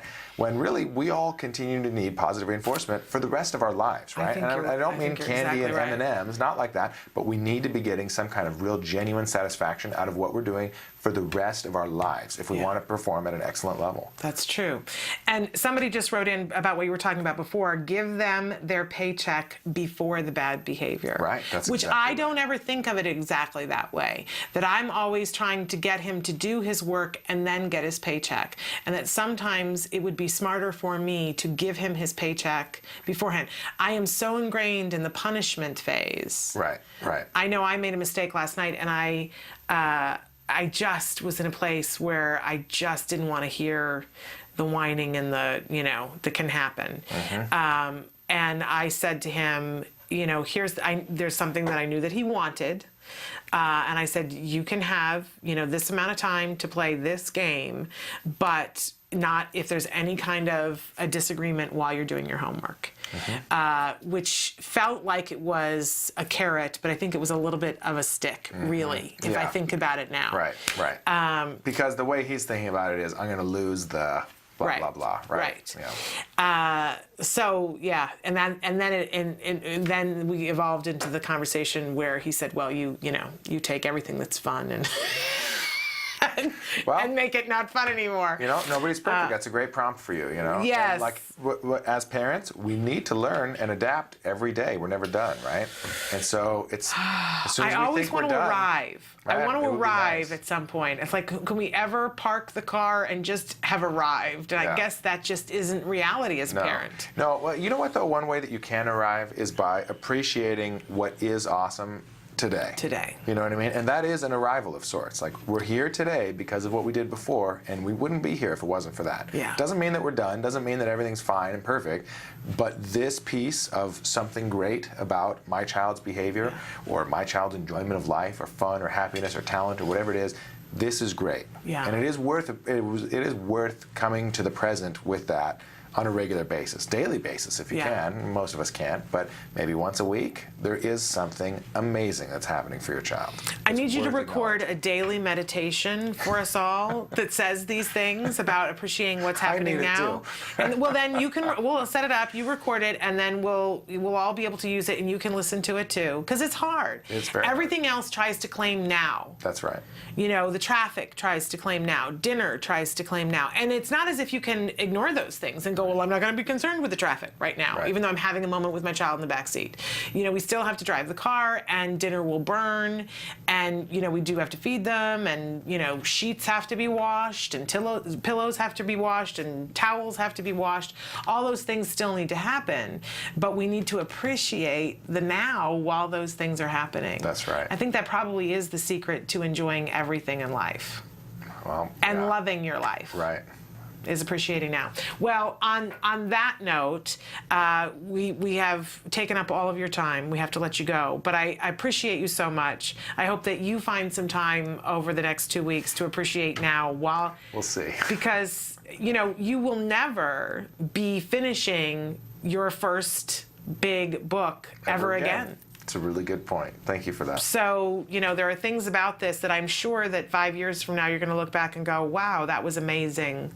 Even though it feels a little less than amazing probably right now. Later on, you'll look back and think, wow, it's a huge accomplishment. I'm in awe. Thank you. And it's something that we all can benefit from. So it has a much higher purpose too. So truly, truly amazing. So I hope you find some time to enjoy that. We hope that you guys find time to enjoy that. We're going to say goodbye to Dr. Tarbox. We're going to take a short break and come back to finish out the week. So stick with us.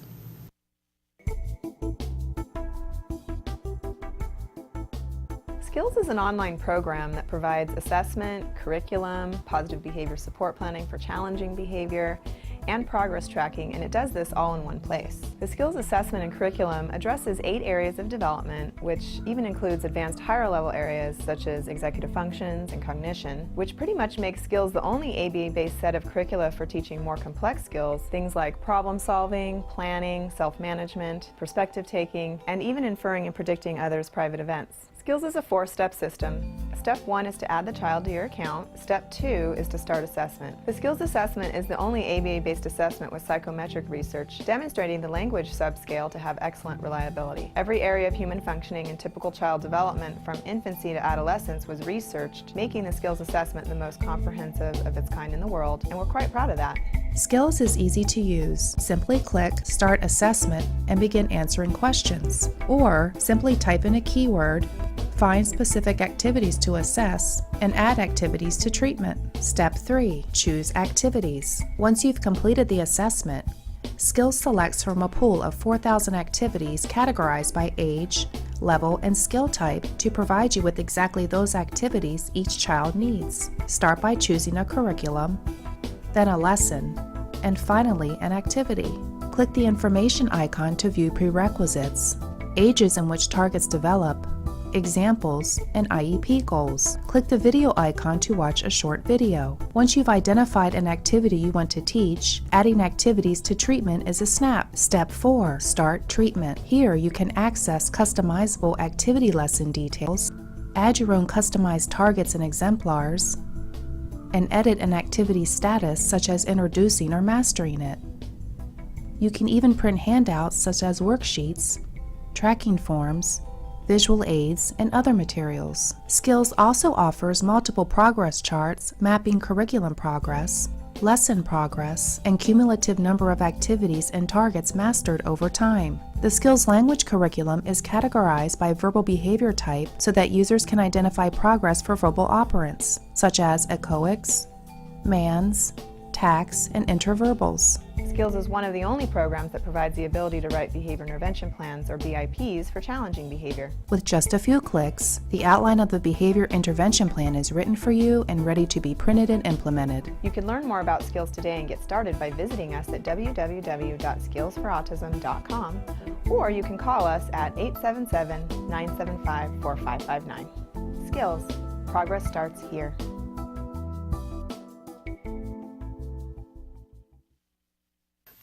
Welcome back. We are here at the end of a week where we've been focusing on love. I wanted to give you a quick feel-good story here at the end of the day. There is a mom in Michigan, in Kalamazoo, Michigan, who asked her 11-year-old son if he's getting ready for his 11th birthday, if he would like a birthday party. And his answer just broke her heart. He said to her that he doesn't want a birthday party because he has no friends. And he is a child who has been diagnosed with sensory processing disorder. And the mom, just her heart was broken about that, and she wanted to make sure that he felt like people cared about him for his 11th birthday. So she started a Facebook page, and she had an expectation that maybe she could get 50 people to send him birthday messages on the Facebook page, and it has exploded and gone viral. And so within the first week, he had 50,000 likes on the page. And people are now sending him birthday cards. I know there's another child that we are also featuring on our Facebook that around the same age that the mom is asking for birthday cards. This is a different child. So in any case, if you're interested, the boy's name is Colin, and you can write to him at P.O. Box 756, Richland, Michigan. And the zip code, you ready for this, is 49083-0756. I'll say that whole thing again. P.O. Box 756, Richland, Michigan, 49083-056. Or you can go on their Facebook page, which I believe is called Happy Birthday Colin, Colin. All right, so check that out, and they are up to 232,170 likes on their Facebook. You can be a part of that and help this young man to understand that people care about him. In any case, as I mentioned before, we are off next week so that Emily Goodwin can have a vacation. We wish her well for that vacation and look forward to her coming back feeling rested and having had some fun. Because as Dr. Tarbox said, we have to have some fun, right? I hope that you guys have some fun. I will be here next week, so if you need to get a hold of me, you can still use our email. You can Facebook me. I will still be here and be answering questions. We'll be back the week after. We've got a really exciting finish to our Feel Good February. Some big, big stories that I know that you're going to be interested in. And we will have our usual guests with us as well to help us round out that week. I hope that you have an amazing Valentine's Day and that you feel loved and appreciated because we can all do this together, right? Si se puede. And I will see you a week from now. And until then, give your kiddos a hug from me and give yourself one too. Bye-bye for now.